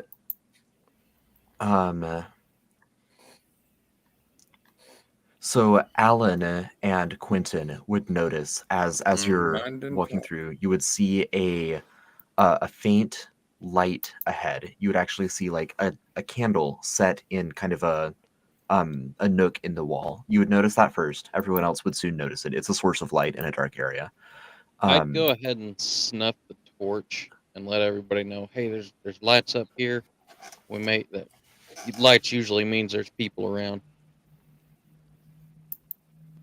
And Ariri, it makes sense that you notice this actually, as you're the one lowest to the ground, especially as your larger friends are like trying to catch up to you. You would notice that the floor seems to be responding a little bit to their weight. Hmm. She'd Oh, stop. good. Guys, Now, you're Yeah, moving what's up, my around. friend? Turn around. No. last thing that Ariri, Alan, and Quinton would notice is, in addition to the candles, a significant amount ahead in this tunnel, there are other nooks that have those same six-eyed skulls just resting in the nooks, just kind of set into the wall. Seems to be a pretty common decoration theme around here. Yeah, but why But is the floor moving? The floor's moving. You're moving the floor. You're too big. How exactly Maybe we is should the all floor? spread out a little bit. The floor is depressing by about half an inch when it is stepped on. In increments of large, like bedrock cornerstones.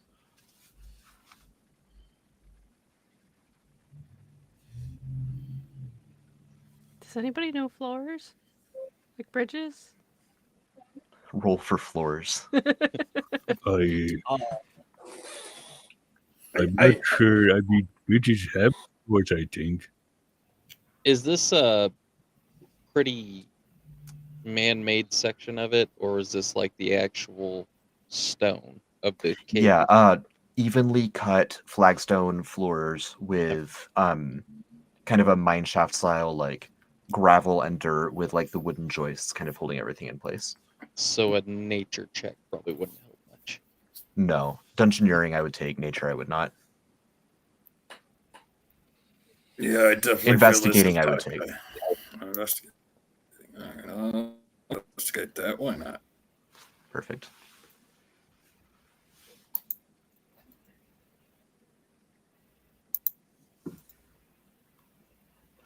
Okay. With an 18, Volk, as you're poking around, I think that, yeah, you'd come to the conclusion that the floors are pressure plates of some kind. Yeah, I definitely think we need to turn around because this is some kind of pressure plate, and we need to. I think we need to vamoose and come back. Okay, Ari, did you hear our friend there?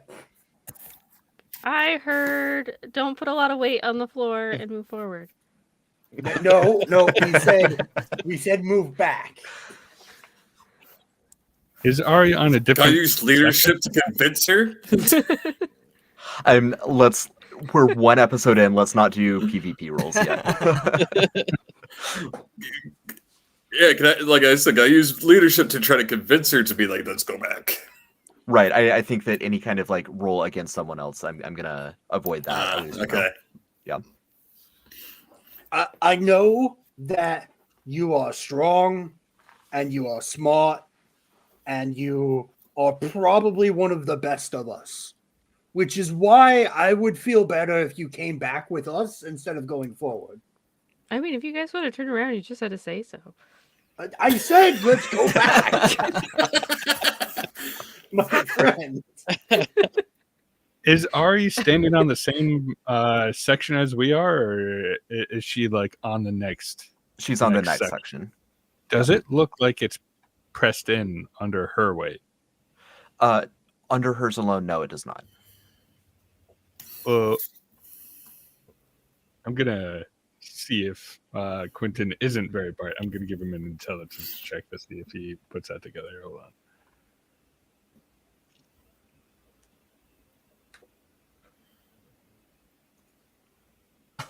-2. Yeah, totally up to you. It's what there, conclusions but, you draw with that? It's like he's got that math symbols going on, and he's like twisting his face, and it's a long time. Like he's been sitting here thinking about this whole time while they're all talking about going back or going forward, and finally it clicks. He's like, our section is lower than her section, I think. Correct. Yeah, but the point is, it's like we don't know what these pressure plates are doing. It could be setting off alarms, or it could be setting a trap, and if we don't do it right, it might drop a boulder on us.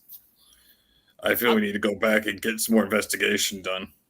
Yeah, I'll tell you what the pressure plates are doing for me. They're telling me that we should go back. That's what they're doing for me.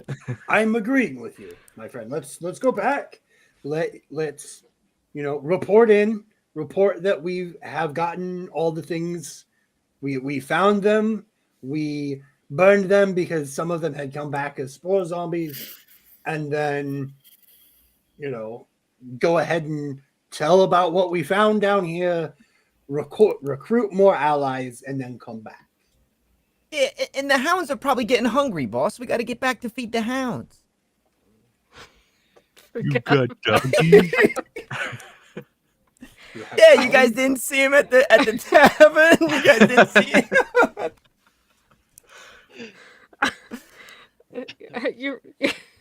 I just know that a good friend of ours would be real pissed if we didn't mention the hounds, and then they joined the party, and then the hounds weren't mentioned. Yeah, we gotta go back and feed the singing hounds. We gotta feed the hounds. You have singing hounds. Yeah, That sounds like much better entertainment than the guy doing couplets. Totally remember to mention those in the beginning. Can't believe I missed those. That sounds interesting. Right? Do you call them the Hounds of Baskerville? I don't know what they're called. Did we what do they remember to sing? leave the rope at the top of the No. I well? was assuming so because especially given that you found more rope with the dead bodies. So all right, we can go back. Okay, Ari's been hounded enough to return. Somebody want to carry? I mean, I do not mind carrying you. She's just gonna change into. She's gonna go through her transformation and just change into a little hamster. I will definitely carry you now. With a lot less worry about dropping you. All right, so you can make your way back to where the well shaft kind of opens up into this cave, climb back up, recover your rope. I don't think you can recover the rope that you lassoed across the No, water. I figured that one's fine. We can leave that one there. Yeah, I mean, it'll be there when you come back, presumably. And you can kind of retrace your way through the foliage with the grim news of the death of the Rangers heavy on some of your minds. Some of you are just thinking about the dungeon and going back and exploring. Yeah, so you make it back to the town. You're able to tell Marculius. How much do you tell Captain Marculius? Depends on who talks to him. I would leave it up to you. I mean, yeah, he's your brother. He's your brother, man. You go talk to him. You go deal with him. Very much in such a way as to prove a point that he had said earlier, that eventually brains will do better than bronze. He spills everything. He says everything, showing how telling about the fight and how we were able to overcome it with strategy and tactics. Talking about how we had started things and then tactically retreated because we thought we had found things that we wanted to use to make things better instead of being bullheaded and pushing forward. Very much to try and prove his point about Braun is not always going to be the best situation. Perfect. So Markulius, having received this, he'll just say, "Well, thank you, Melazog. We'll, it's grim news about the Rangers. This and the apparent cult activity. This is terrible. I suppose I'll be getting a team together to explore the ruins there in the dungeon. See if we can get to the bottom of this." If I'm being honest with you, it did seem like a lot of the group that I was with today did want to go back into the dungeon with more people and more resources, if that would be something you're interested in.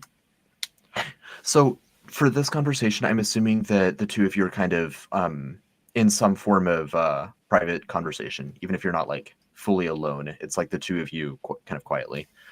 I'm okay with that. Okay, so he'll respond, "I think I'd be perfectly fine with that, sending people that aren't officially rangers to do the work and take the hits if there are any to take. That's great, by all means." I mean, like I said, I would want more people, so a couple rangers. I will see what I can do. We are tight. I'll try to I'll find someone to spare, a squire perhaps. Giving me 2 rangers is better than putting a whole team together to go look.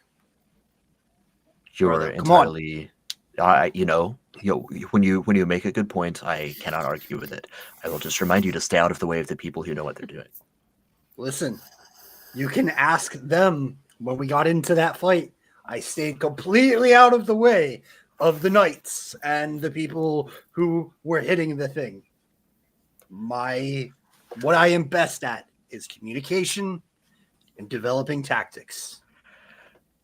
Give me 2 people. Well, I'll find someone. I'll find someone. All right. Well, on your way then. Good work today, brother. Meh. One of us had to do something.